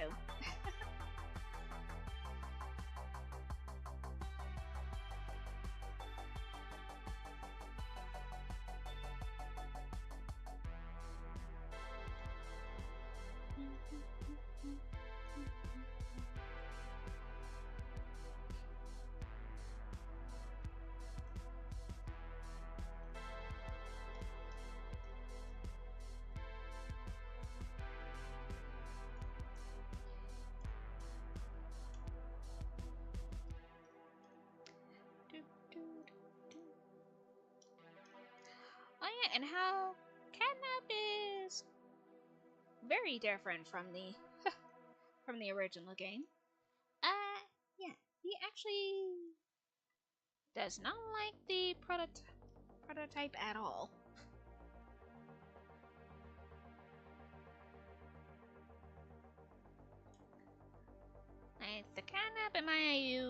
in my AU cares way too much about his friends, and is not that easily manipulated.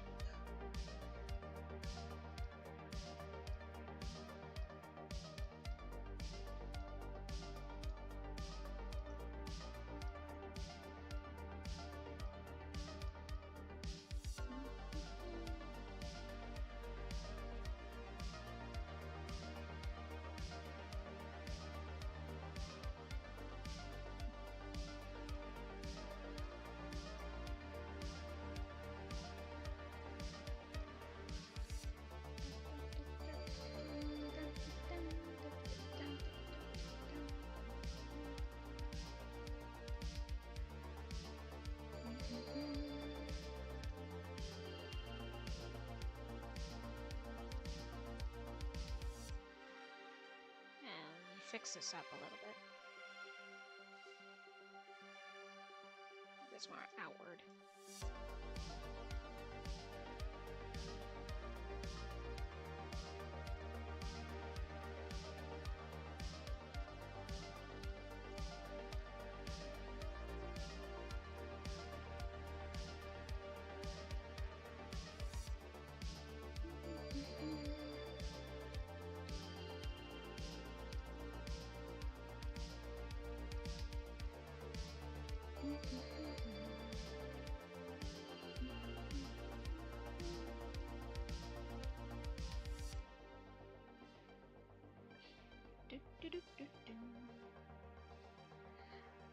And oh yeah, sometimes I forgot to mention this, but I do have commissions open, but I mostly been putting them on my Tumblr page, and eventually I will put them on both Blue Sky and on Twitter.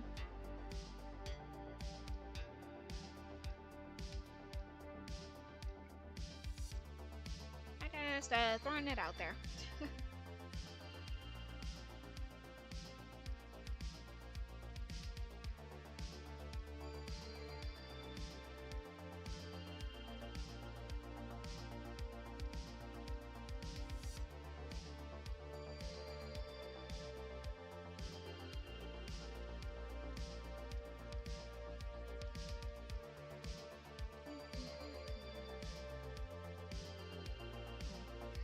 Sometimes I do try to limit myself on how much Twitter time I give myself.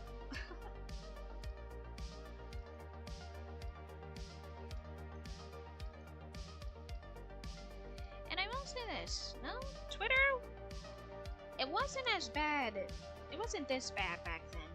It really wasn't. Sure, it had its problems, but yeah.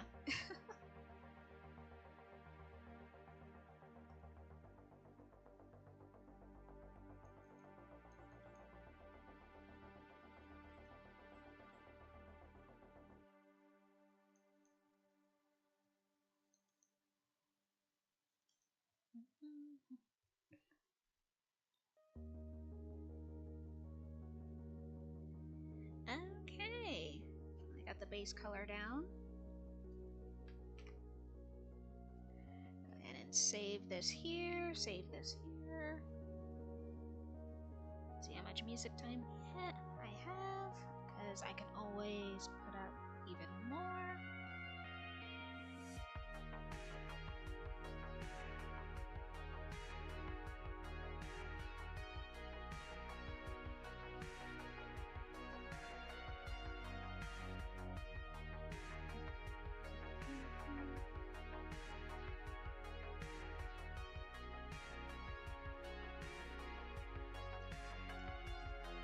Still bits here and there.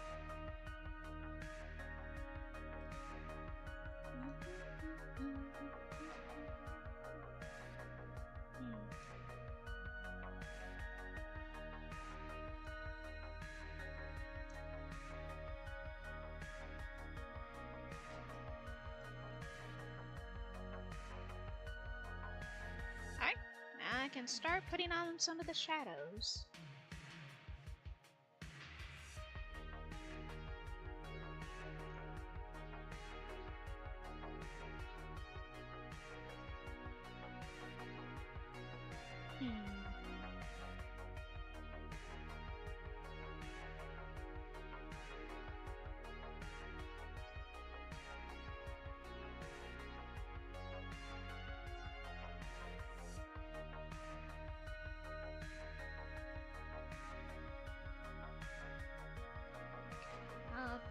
probably do the same shadow placement I gave Baba Chaps.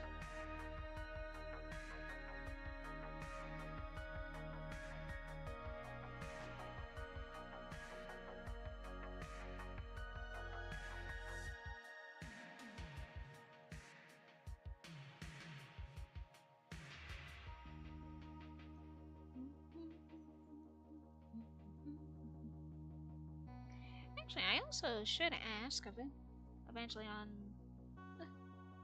on my accounts, what made y'all so drawn to this AU in the first place? Well, I know most of the answers would be the designs. Which, nice. That's pretty cool.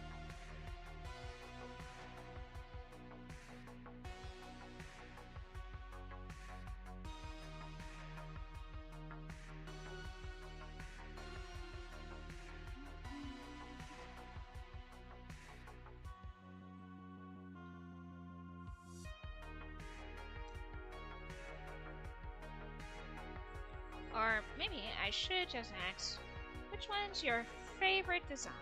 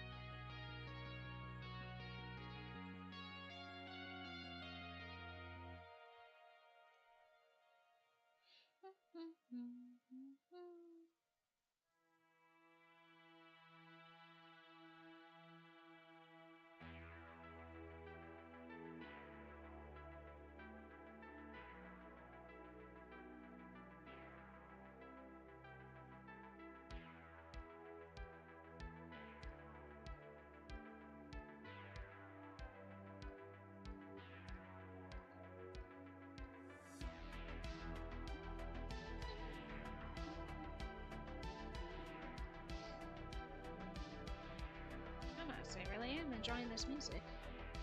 I'm so glad I found them. Oh yeah, the music I'm using, it's from a YouTuber named White Bat Audio. And they do have a royalty-free, free of copyrighted music.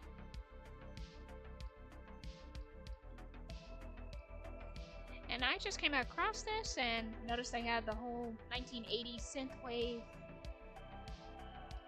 collection on their page, and I'm really enjoying it.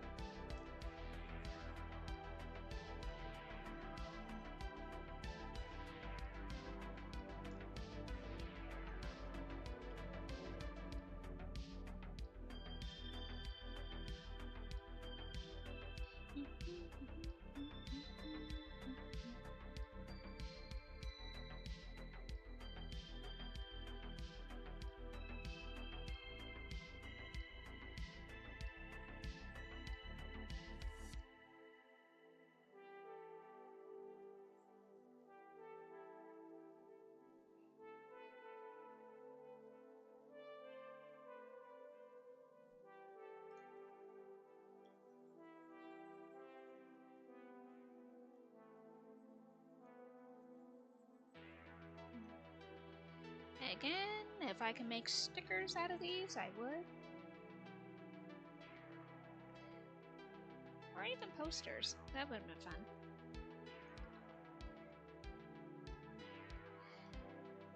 But since I think Mob Entertainment has a strict copyrighted policy thing.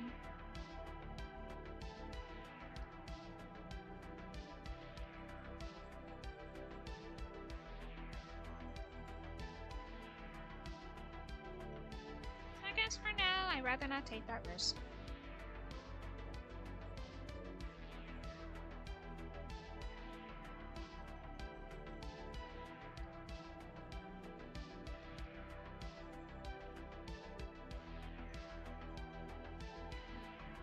don't know what the rules are for any product that's AU related.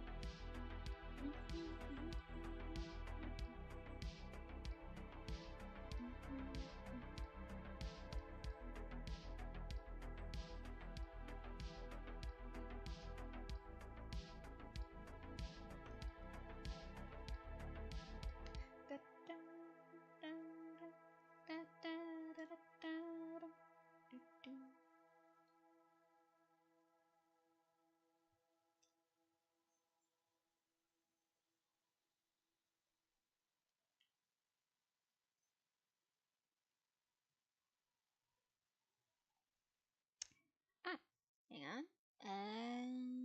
Into the last bit of the audio here. Restart the music. There we go.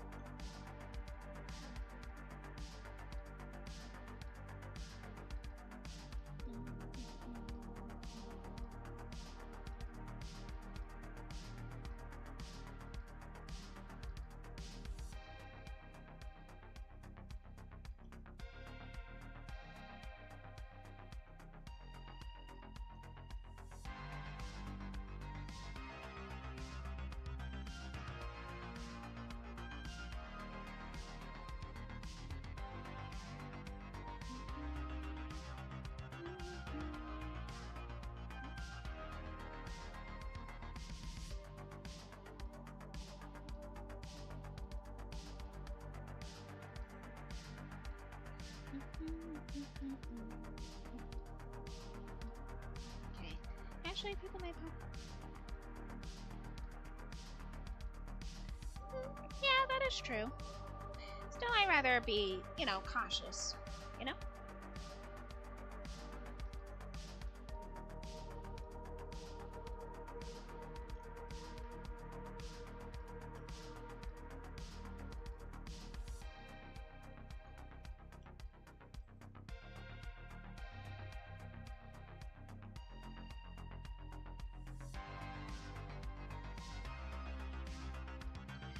But I will think about it.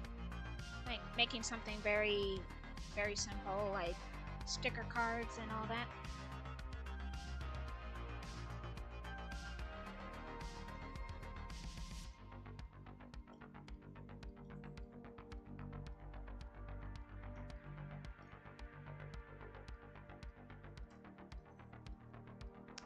But you also need the money to make it.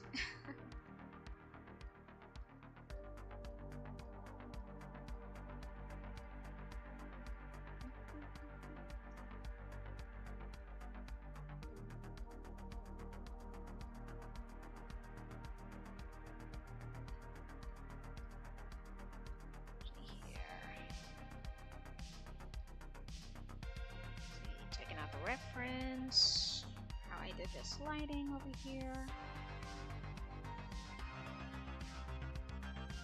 Yeah, that works.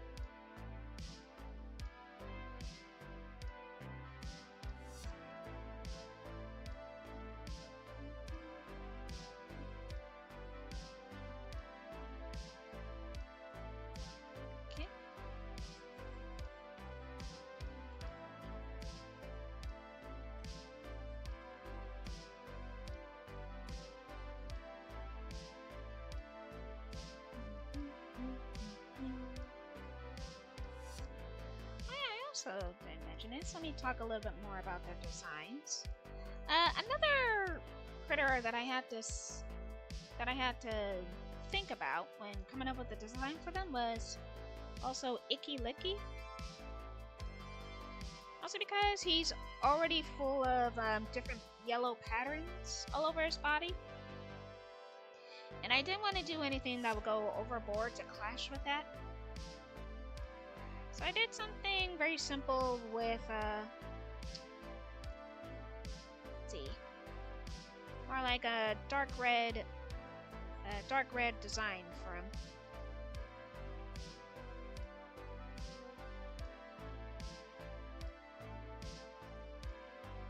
So that way it wouldn't clash so much with his color patterns that he already has.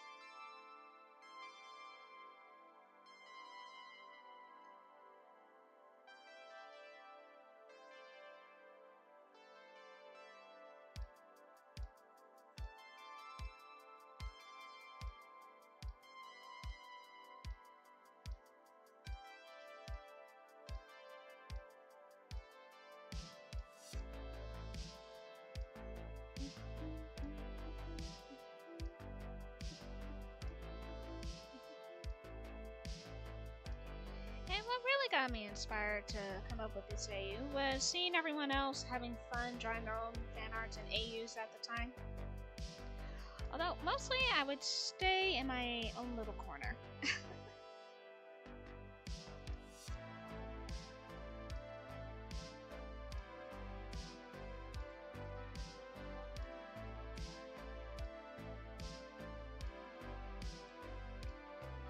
As I personally didn't think that people would have an interest in this AU.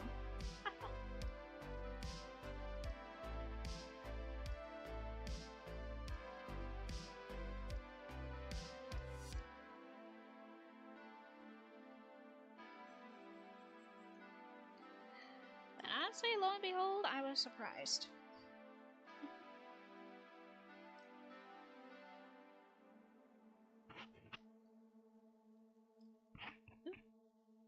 Touch up on my...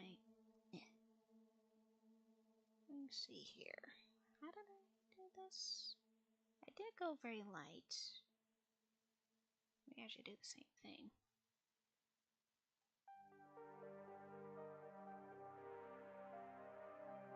More of a higher pink.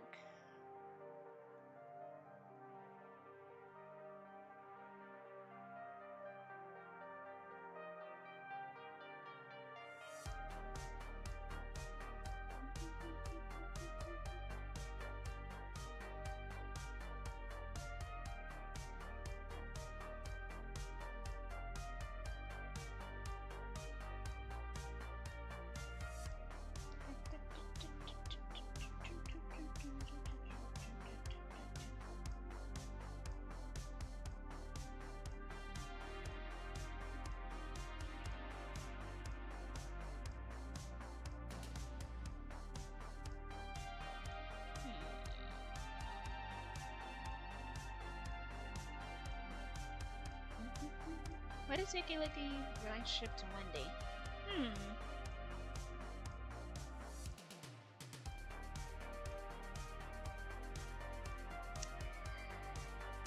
Well, very similar to Tuli, actually. There's someone where they can actually discuss and talk with each other. And a little fun fact, Icky Licky does have a bit of anxieties going on that he would sometimes talk to Wendy about.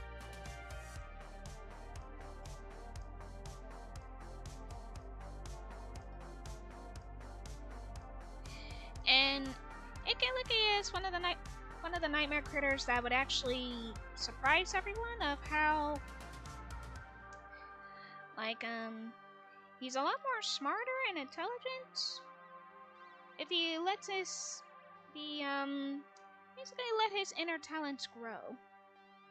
Because in this AU, eventually I will reveal it, that Icky Licky can actually speak multiple languages.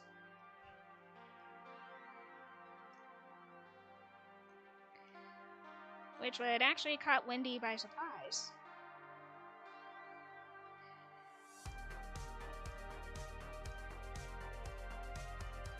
Speak multiple languages, and he's actually a decent cook. Instead of, you know, trying to play himself out like a sore loser and all that, the way his Icky presented him out to be, that he has a lot more going on for himself.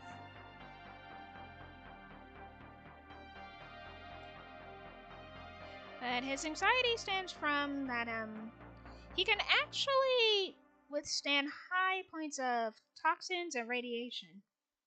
He just doesn't want to get anyone else sick. Or, you know, risking getting, you know, any human sick.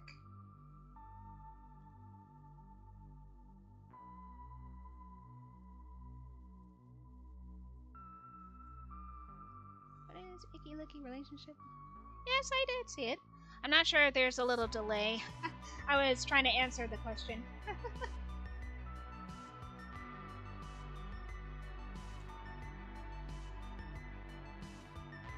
There might be a little bit of a like a video delay going on. So yeah, I did see your question.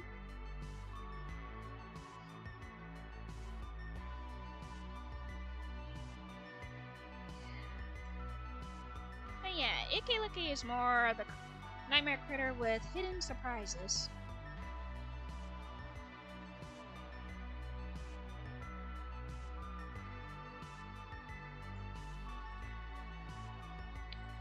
But yeah, there's certain anxieties that Icky Licky would talk to Wendy about.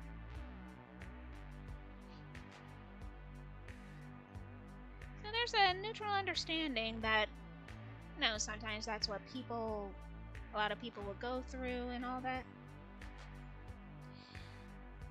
Even though in his case, it's, yeah, there's a lot more to it than that, but, yeah.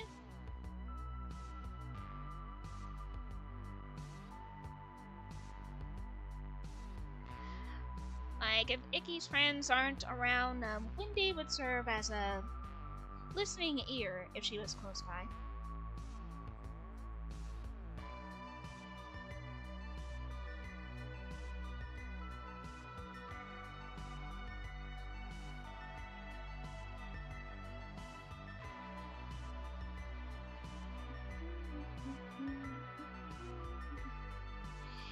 And yes, I try to answer all the questions that pop up.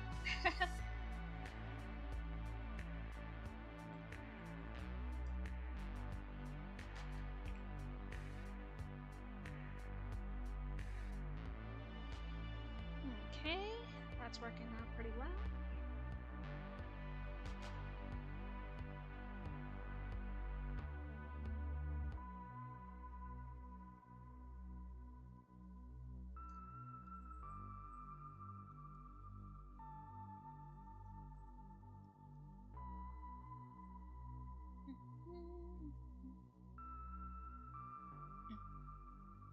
Yeah, there might be a slight delay.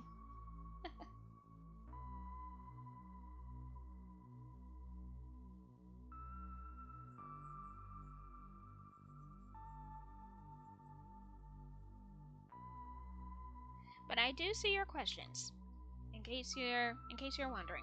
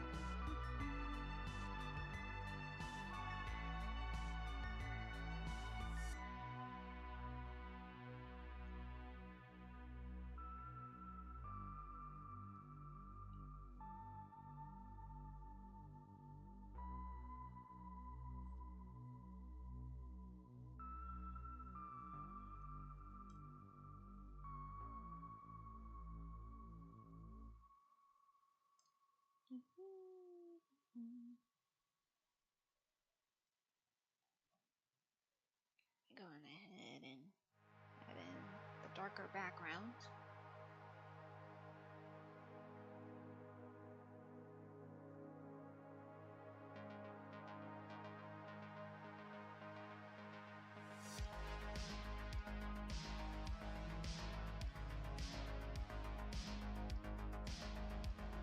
Okay, that works.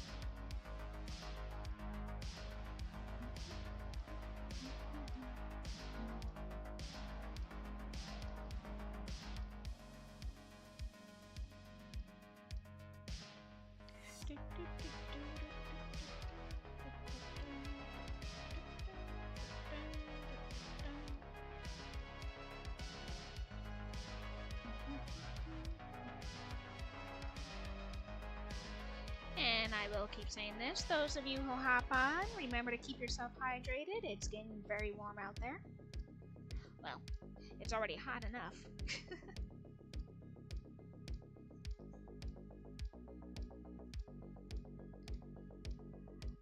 Luckily, my home has AC.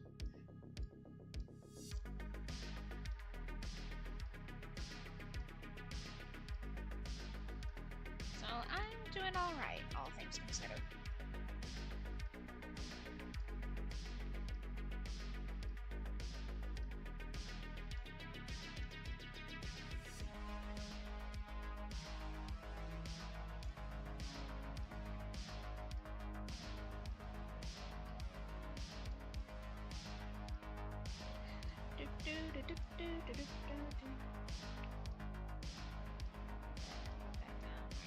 Here.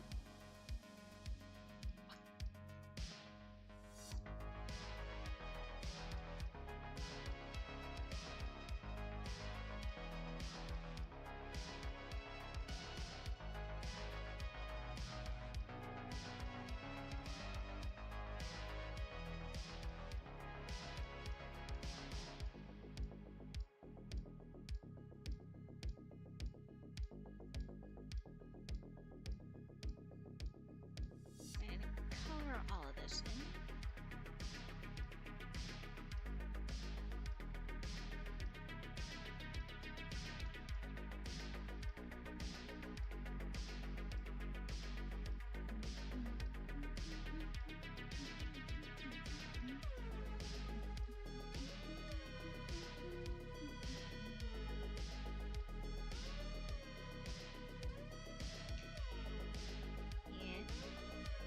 Luckily, I had plenty of energy today.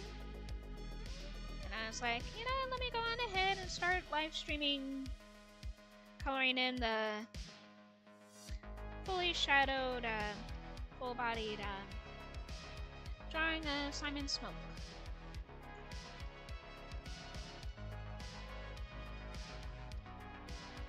At least doing this before the big fireworks show happening.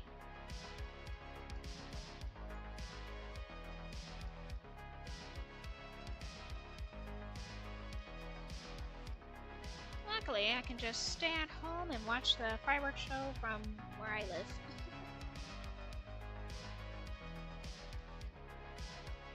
And do this right here.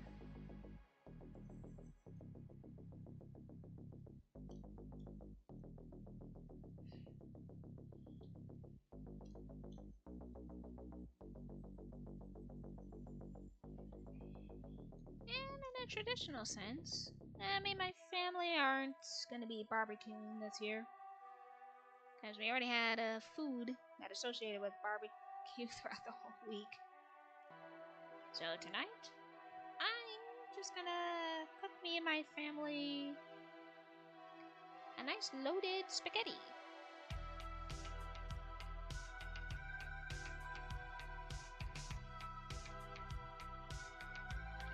I, for one, enjoy to chill during the holidays.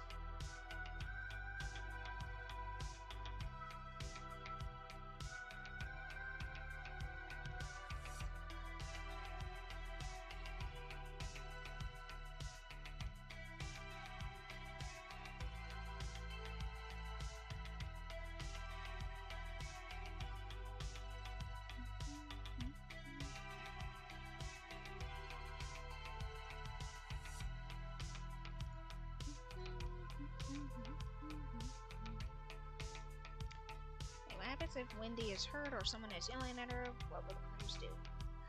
Oh, they would definitely intervene.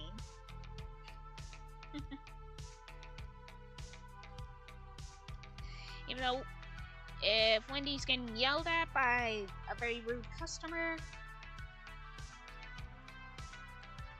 and if the critters were to witness it, yeah, they would definitely step in.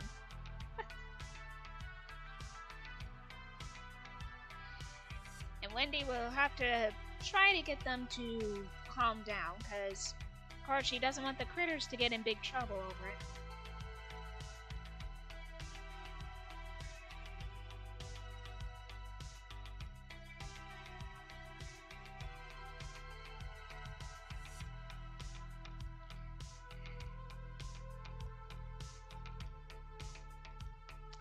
So yeah, they would definitely intervene.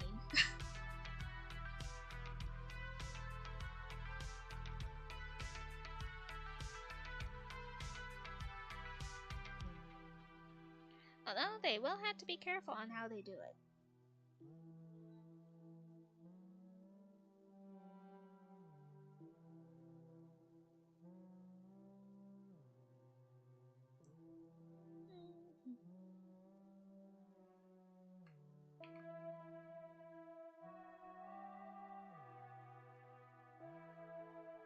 Okay, that's for the tea.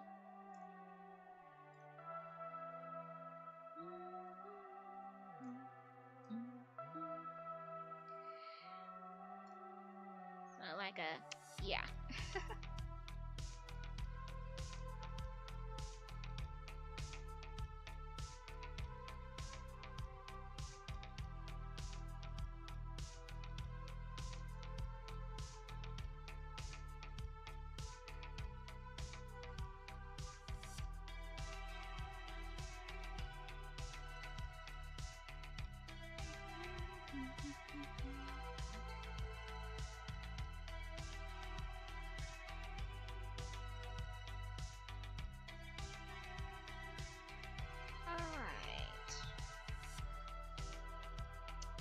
So yeah, they will not settle that their dear friend is getting shouted and yelled at.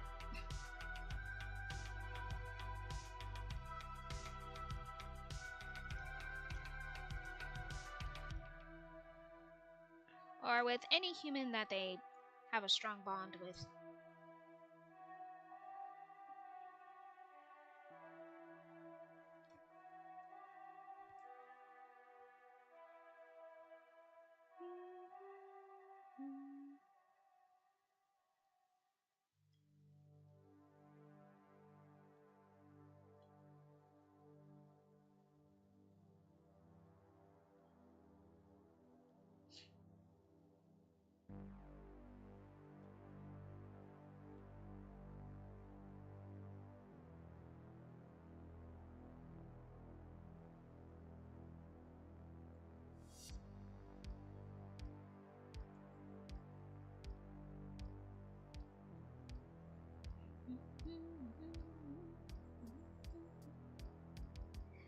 And also, the critters have different ways of, well, different ways of working with the children.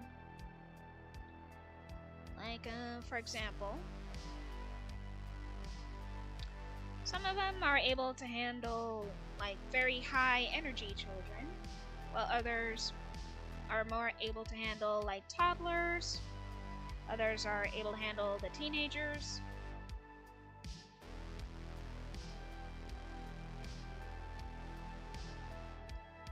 Like, it goes down like that.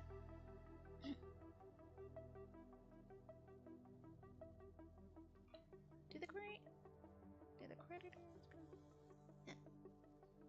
The critters go into kill mode. If they detect a threat, they are children, or what mode do they detect a threat? They won't go into kill. They never go into kill mode unless it's really, really necessary. Like, I'd say the only time they would go close to it, I'm gonna use Dog Day as an example, since he does have a bit of a quote-unquote K9 mode to them, in which essentially they try their hardest to hold back if the danger, you know, becomes too high, but sometimes, yeah. When it comes to instances like the prototype and such,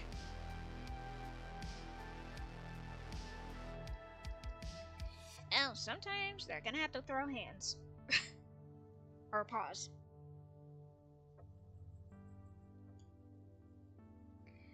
Like, there's a reason why there's a lot more, like, Dog Day has a bit more, like I said, the cufflinks or the restraints on him.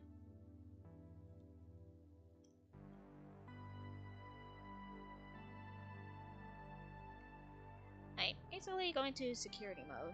So, they will not kill unless they actually really have to. And when it comes to humans, like, they will hold back, but that doesn't mean they won't maim you.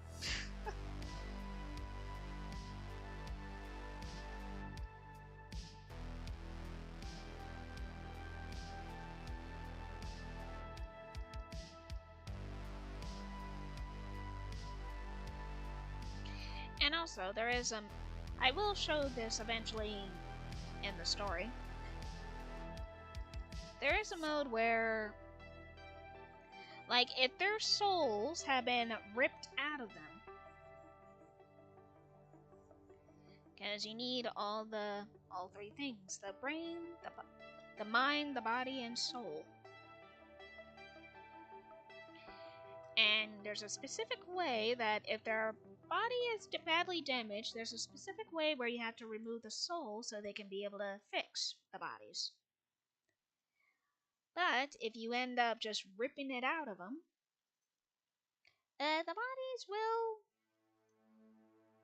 go into the basically a hunting mode and try to get their souls back.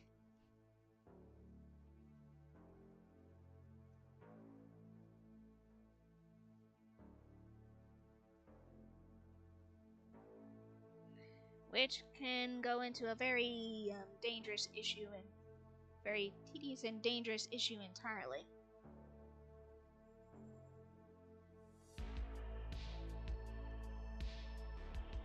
Because blindly just ripping out their souls is the one thing that is heavily against and permanently not allowed to do.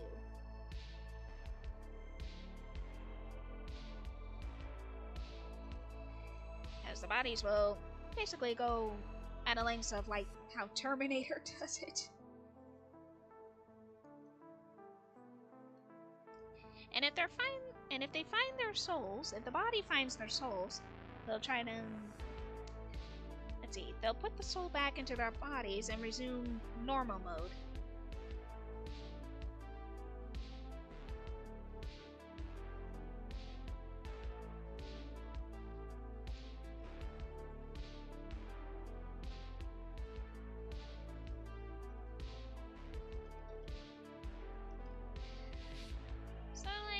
Ripping out their souls without any way to process on how to do it correctly. Yeah, a very dangerous time.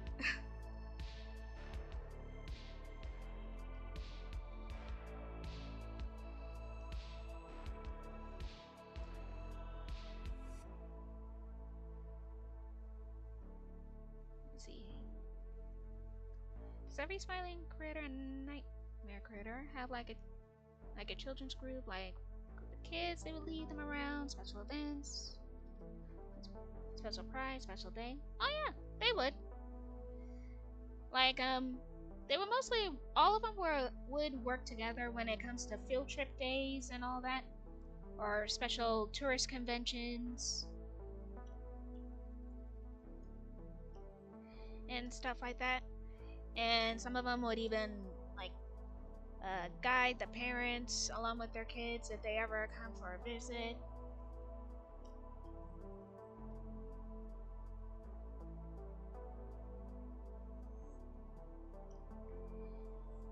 And take a, let me see, another example, like Picky Piggy. She would mostly be in charge of the food stands and, you know, mostly helping out in the cafeteria.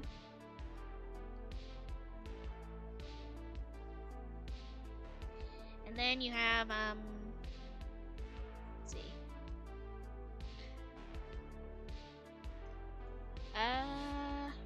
Sorry, trying to find the words. Let's see, Picky Piggy would help out with the food. You have a Crafty Corn who would handle the more quieter children. Like keeping them busy with arts and crafts and face paints and all that. Let's see, you got Hoppy Hopscotch who would handle more of the rowdier, more high energy children. But yeah, they would have special events and all that, although it will tire them out when the events are over. It's like, I just did my 9 to 5, I need to lie down.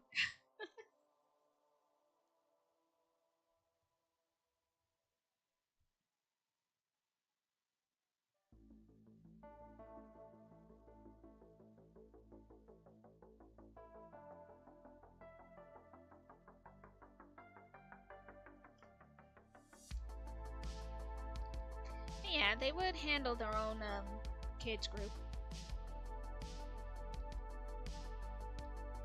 Actually, Baba Chops would not handle too many of the kids, really. Maybe in shorter like little quantities, shorter quantities. Although she will help out whenever she's needed. And like I said before, Poe would most likely handle story time, just to get the kids to quiet down.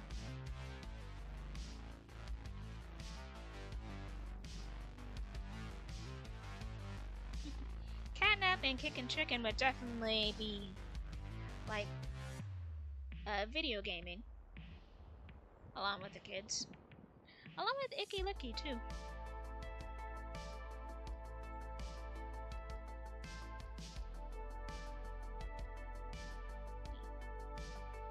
And yeah, I can totally see Simon Smoke handling the same group of kids as Dog Day is handling.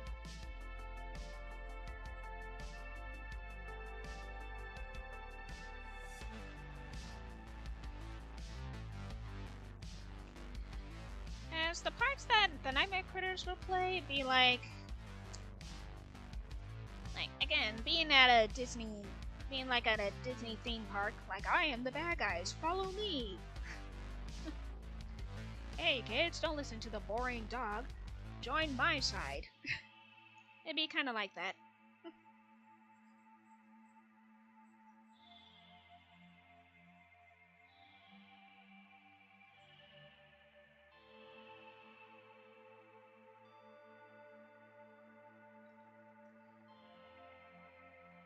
Yeah.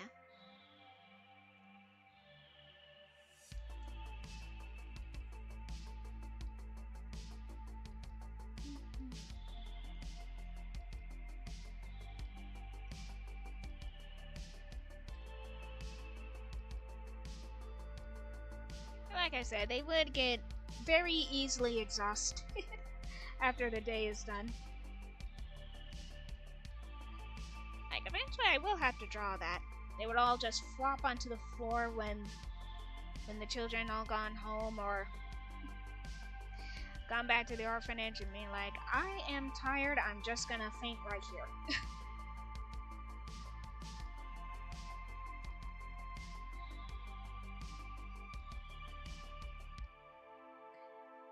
Like, I'm just gonna flop down right here, nobody move me, you could just walk around me.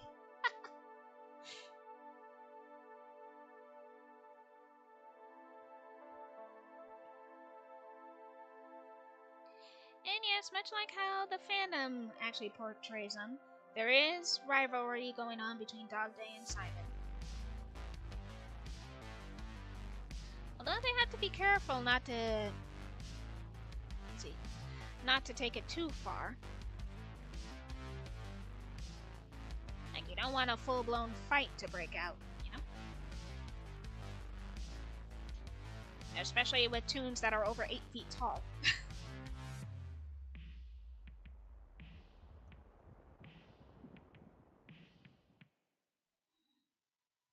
It would be very cool if you joined smart bedrooms or where they sleep in these recharging stations.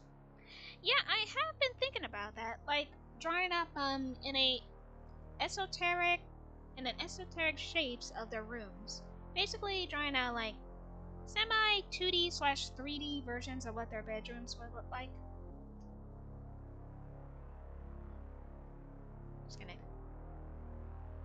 But yeah, you pretty much hit the nail on the head. Whenever the critters actually do quote unquote sleep or recharge, they actually have their own beds in their bedrooms where, like, yeah, they pull out a cord and connect to a special machine. And sometimes they would actually download their minds into basically their own little dreamscape. And their dreamscape is very similar to what their homes look like in the cartoon.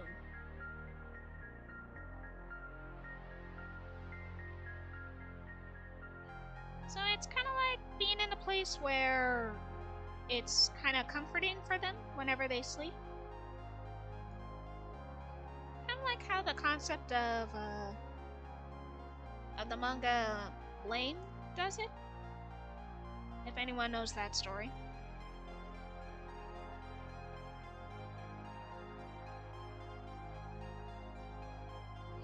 And sometimes they would download their minds into video games so they can play video games right then and there.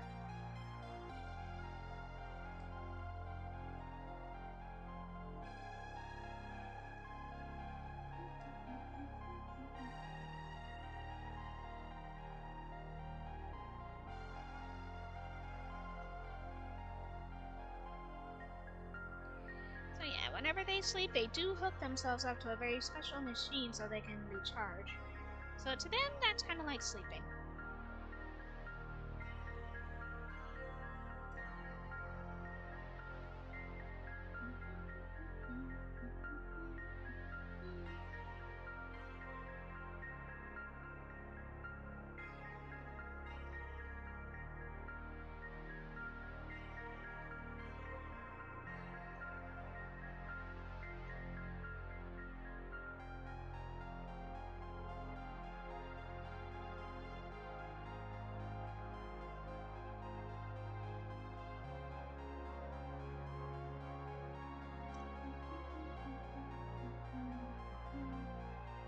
Oh goodness, what time is it? Let me check recording real quick. It's been nearly over 2 hours, but honestly, I'm chilling.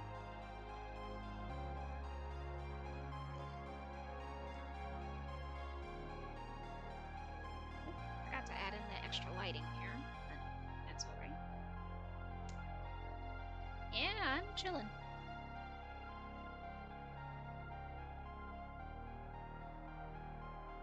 Because I knew with how much detail I'm doing right now that Simon's Smoke will take some time to complete, but I don't mind it at all.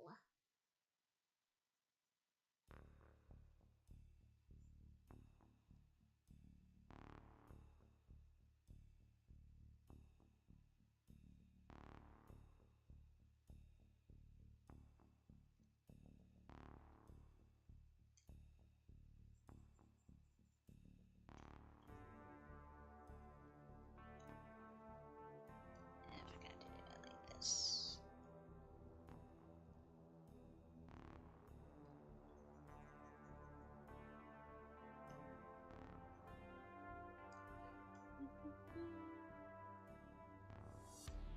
Ooh, someone's cooking right now.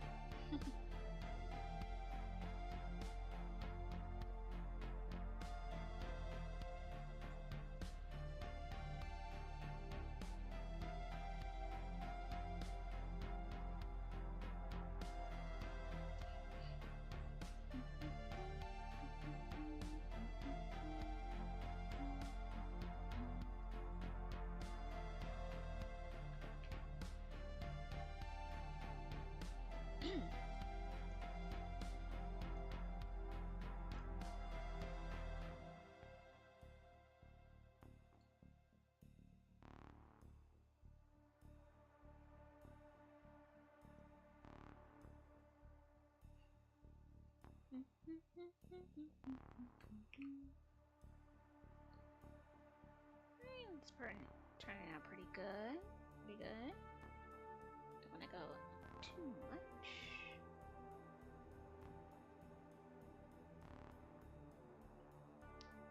I think I want to color the background a bit more, well, slightly darker. Maybe not too much red. Don't want it to blend in. Alright, that works.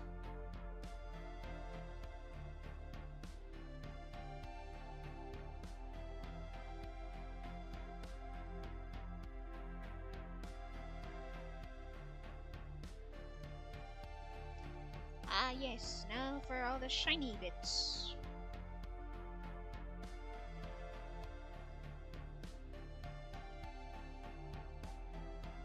I'll leave that the way it is.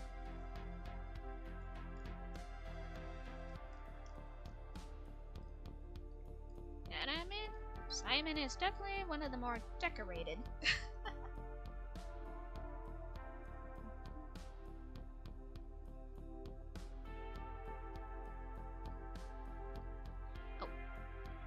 I'll be right back. Go take care of something real quick. BRB.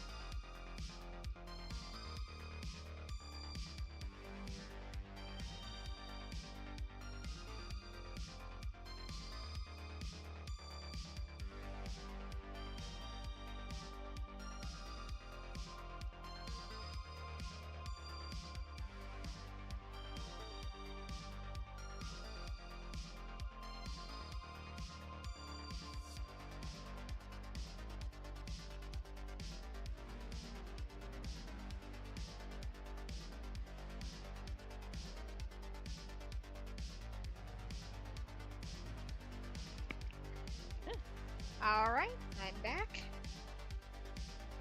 Just stand up and stretch for a little bit.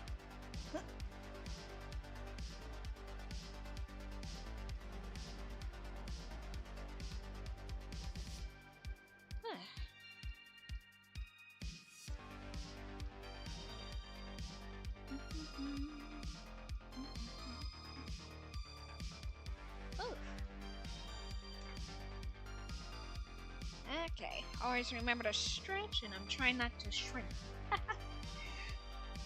Trying not to turn my back into a shrimp. Into a shrimp's shape.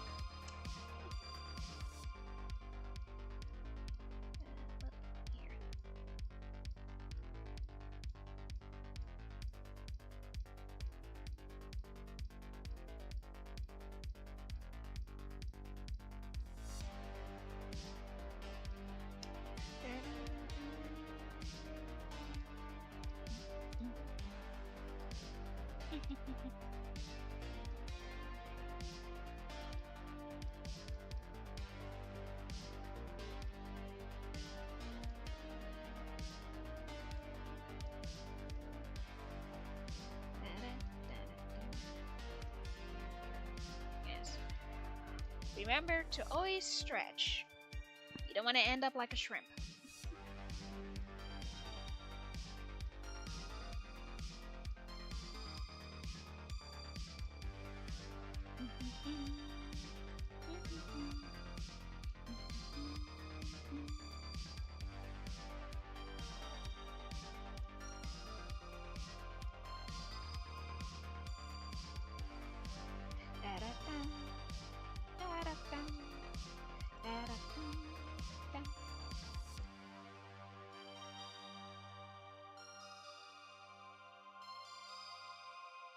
Making this not the glow, not too intense.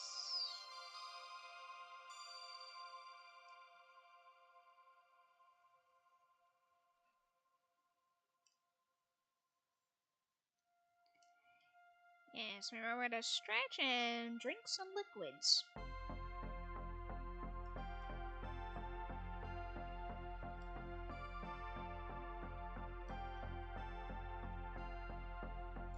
If you have to go out into the heat, put on some sunscreen, or at least wear a hat, or at least carry around also an umbrella.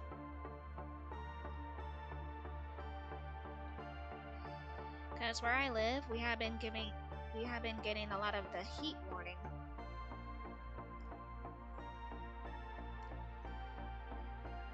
Luckily, whenever we travel, we always carry bags of water bottles with us.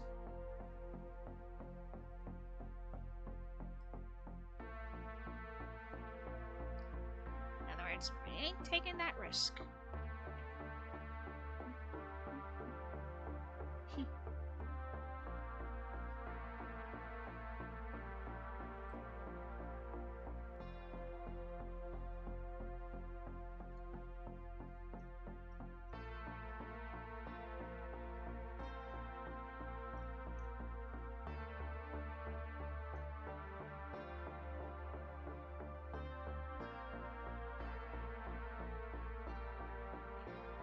I forgot to color this part.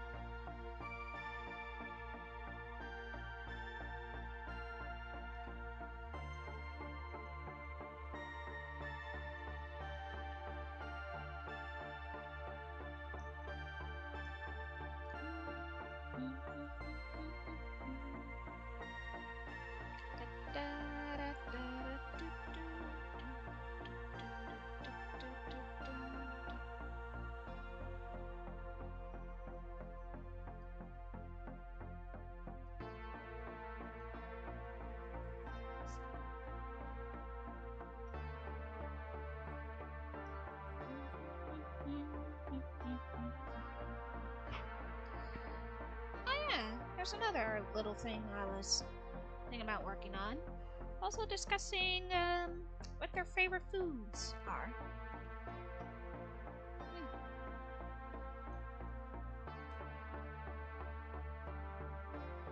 Yes, I once drew this a long time ago, but I can always start with Dog Day. Let's see, Agar's Dog Day really enjoys. Well, he does enjoy meat. Beef being one of his top favorites.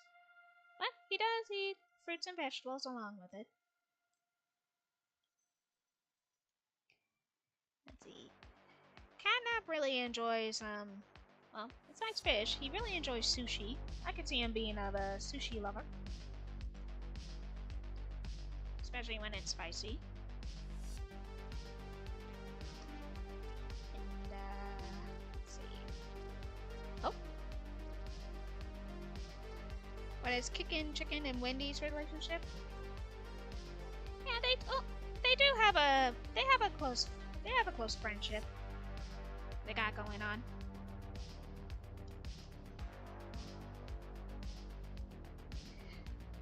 Like let's see. All of them did bond with Wendy in different ways. And with Kickin' Chicken, he's comfortable talking to Wendy about, let's see, about his anxieties trying to keep up being the cool guy, the cool critter of the group.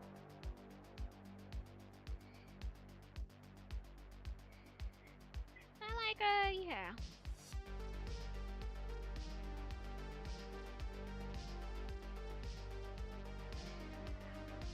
Like, for one of his own special talents, I actually wanted to give him the talent that he knows how to knit and crochet.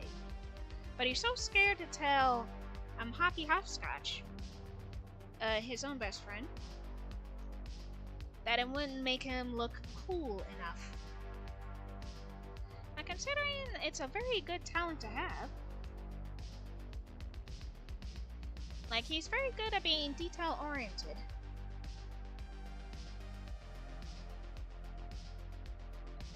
He is the most likely to be kind of a brother or sister to Wendy.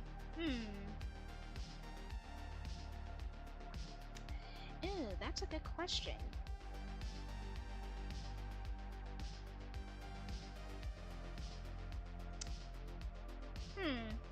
Actually, that's a very good question. I would say, on the Nightmare Critter side, I can definitely see maybe Maggie Mako being kind of having a sisterly bond with Wendy when it comes to the Nightmare Critter side, and then,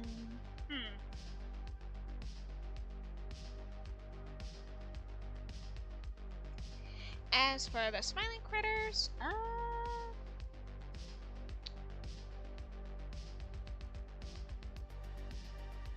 yeah, who would that be?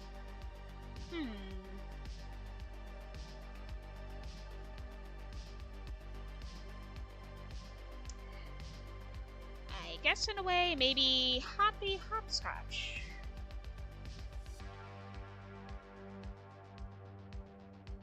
Yeah, I would totally see, kind of like being a sister to Wendy. Hoppy Hopscotch. Although, honestly, it varies.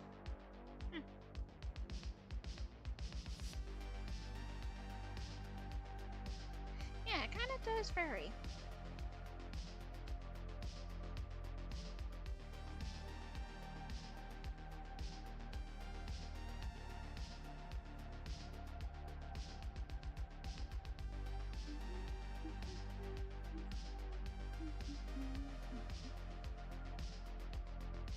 May have to keep working on that. Because when it comes to their relationships, it's still early in the process.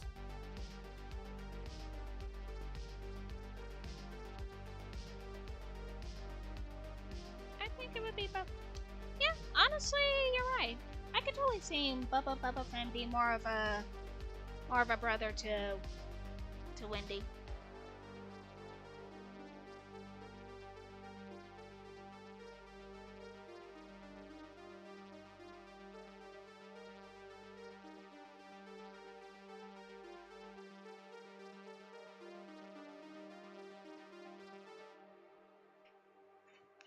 Yeah. Like I said, sometimes the bond would change from here and there, but I could totally see that. Yeah. It's still early process, still out in the open.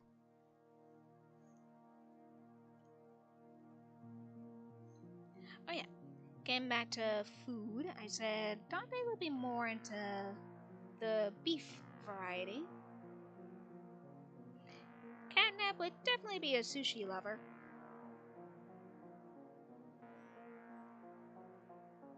Let's see, who else? Kickin' Chicken, he would definitely be more of a vegetable or more of a high protein variety. As a little fun fact, all of them can actually eat normal food. Actually, they do anyway. And they all have preferences. like different preferences.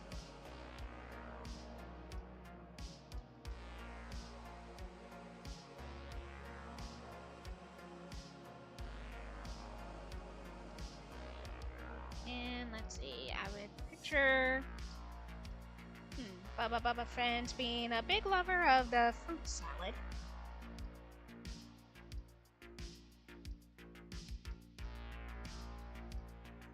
And did you know all of them can eat meat? They all just have different preferences if they want to eat meat or not. So usually it just all depends on how they're feeling.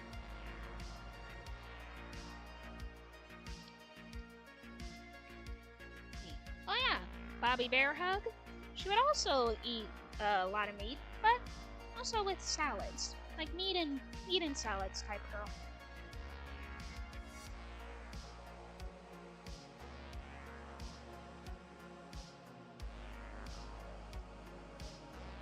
Let's see, Hoppy Hopscotch. Yeah, of course, she would love carrots. Or something to have carrots mixed into it. Let's see, Crafty Corn would be more into... I'd say she'd be more into a vegetable salad variety.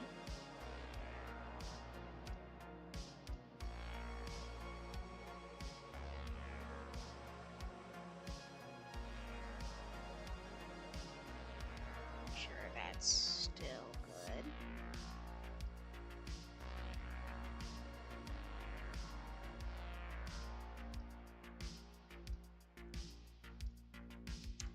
Let's see, and then you have Picky Piggy, who, even I have to face it, she would eat anything.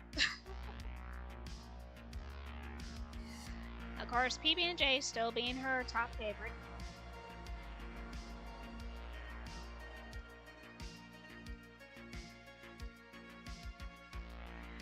Yeah, they can definitely eat anything that they want.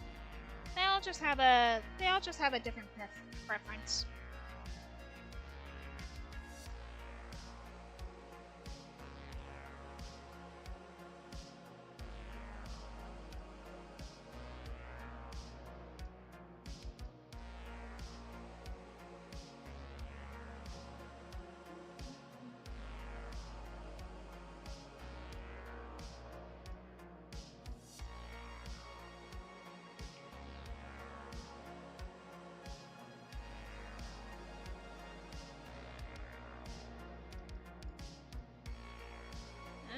It's not the right layer. Here we go.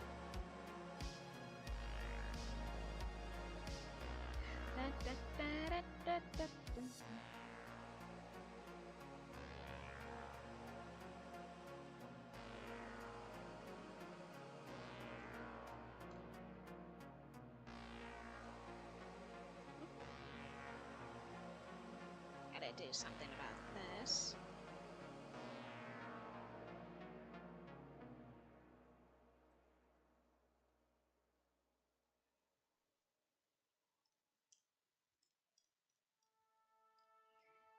Me naming layers? Oh. Pshaw.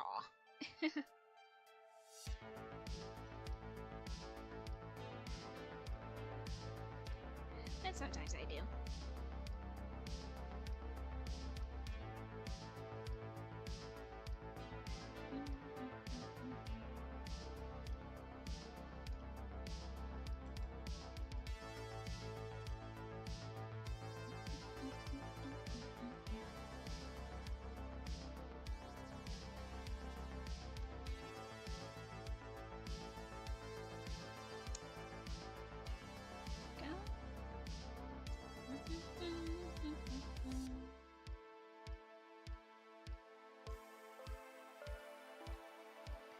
Let's see.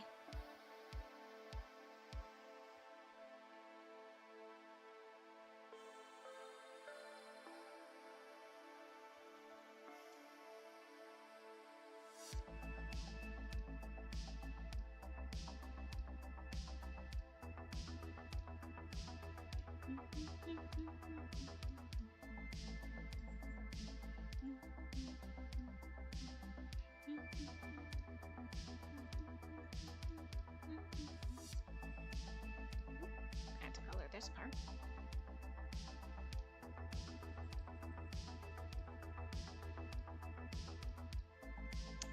I don't know why. It's hard for me to talk and concentrate at the same time.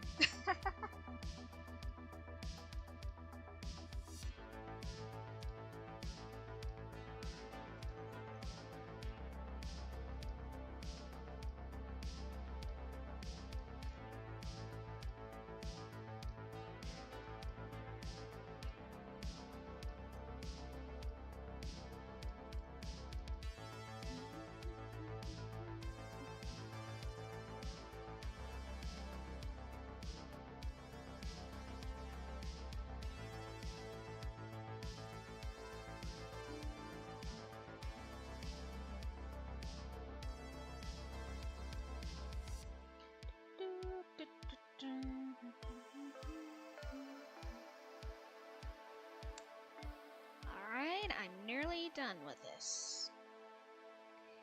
And I think I've been streaming for about, solid almost 3 hours.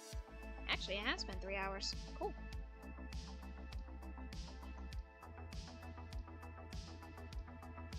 I'd say this is one of my longer streams.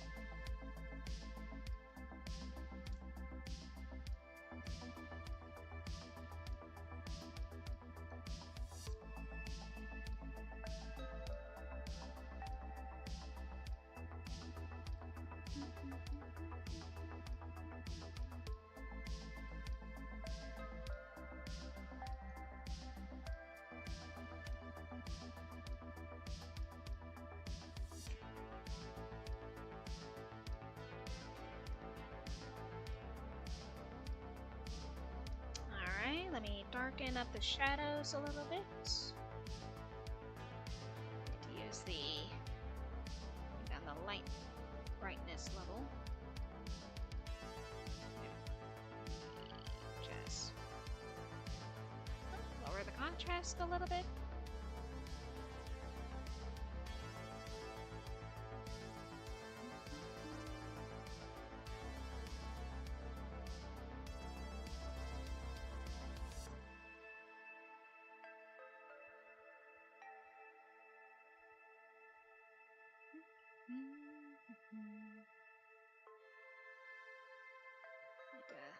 Bring it down a little bit here. Oop, too dark. There we go.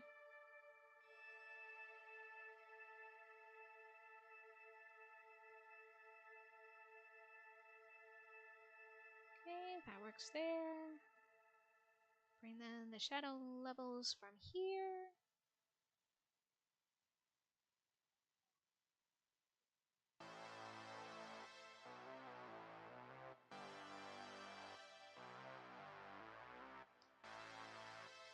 And also, for those who have been listening in, sorry if there is a little delay whenever I speak. I'm not sure what causes that. Either it's the distance or possibly the weather. Even though it's not really raining right now, but yeah. Yeah, a little bit of something in between.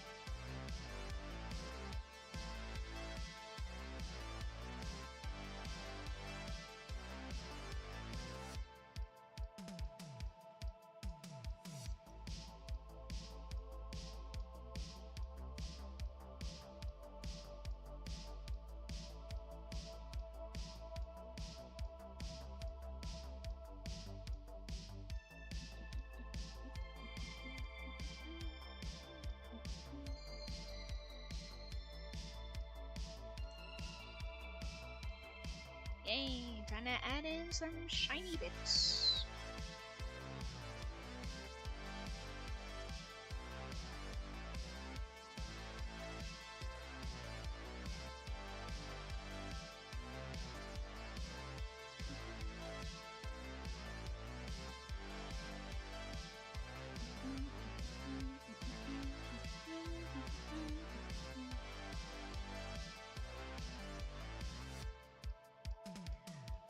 Another little fun fact, those symbols you always see either on their chest or on their abdomen, usually based on that computer startup logo or the computer on button.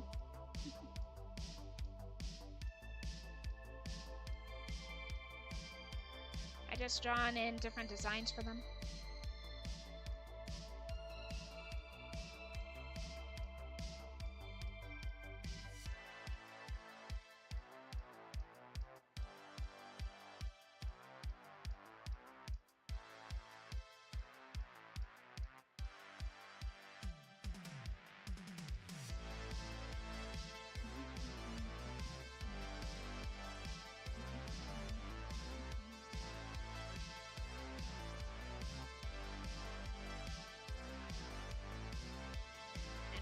This is turning out pretty good.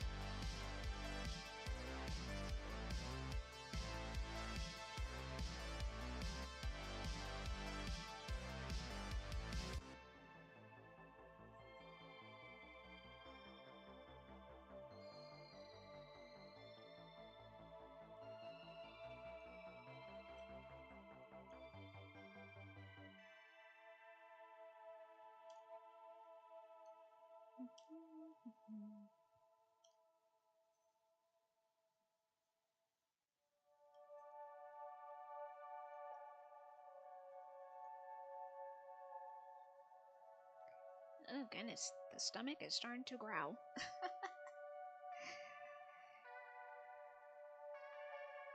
Yeah, but I'm almost there.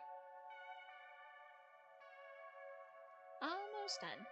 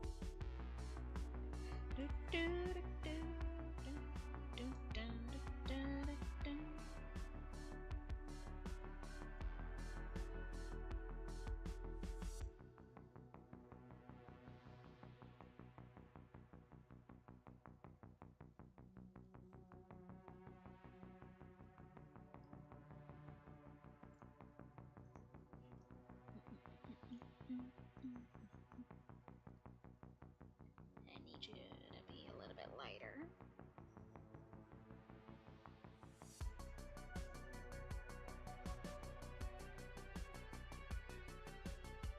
Maybe not like that.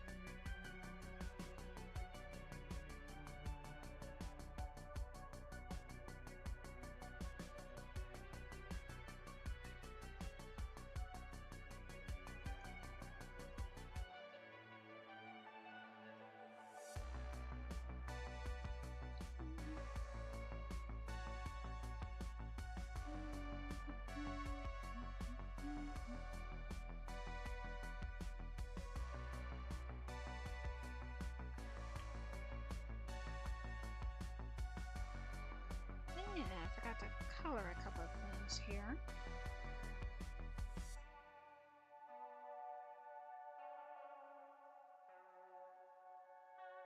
Actually, no, I didn't. That's pretty good.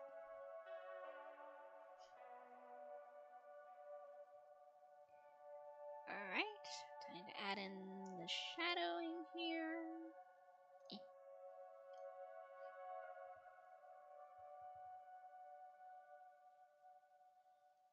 Oop, too dark. Slightly a bit too dark. There we go.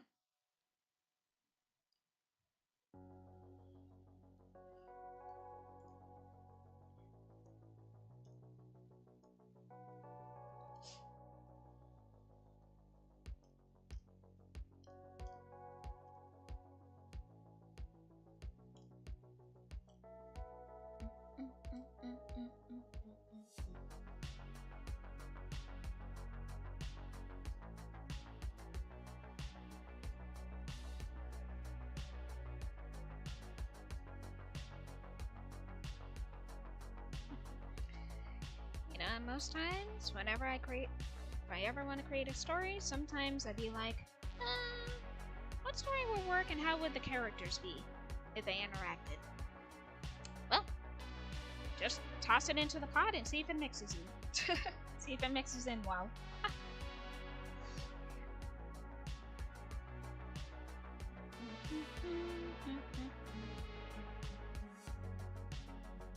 Oops.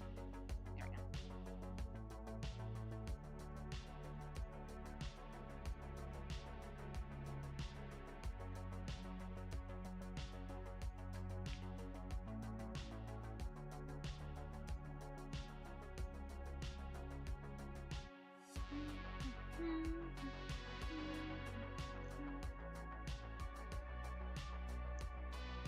I try this.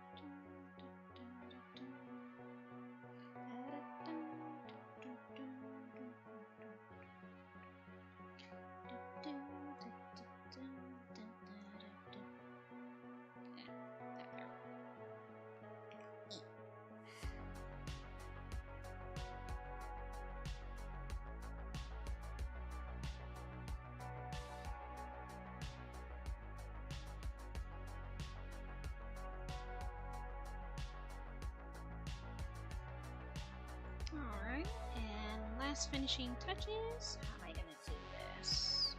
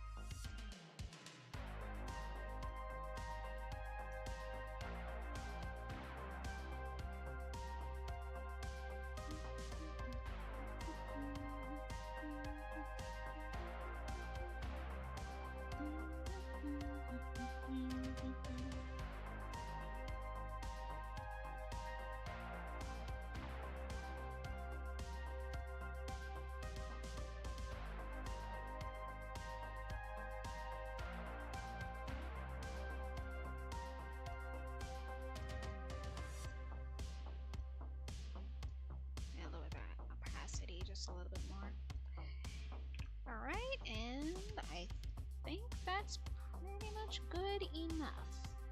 Goodness, I mean.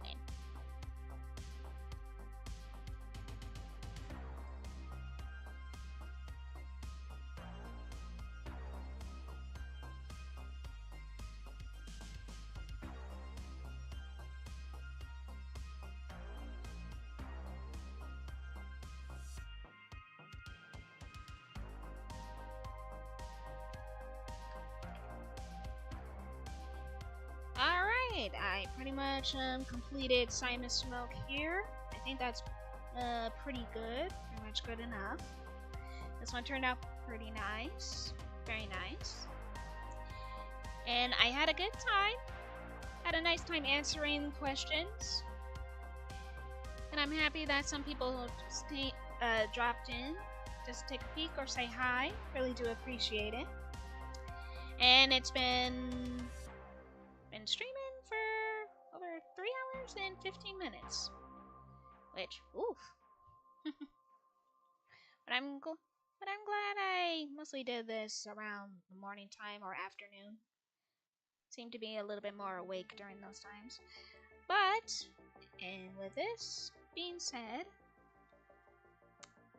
not but. But all in all, this turned out pretty good. I had a good time, had fun. Simon Smoke is all completed.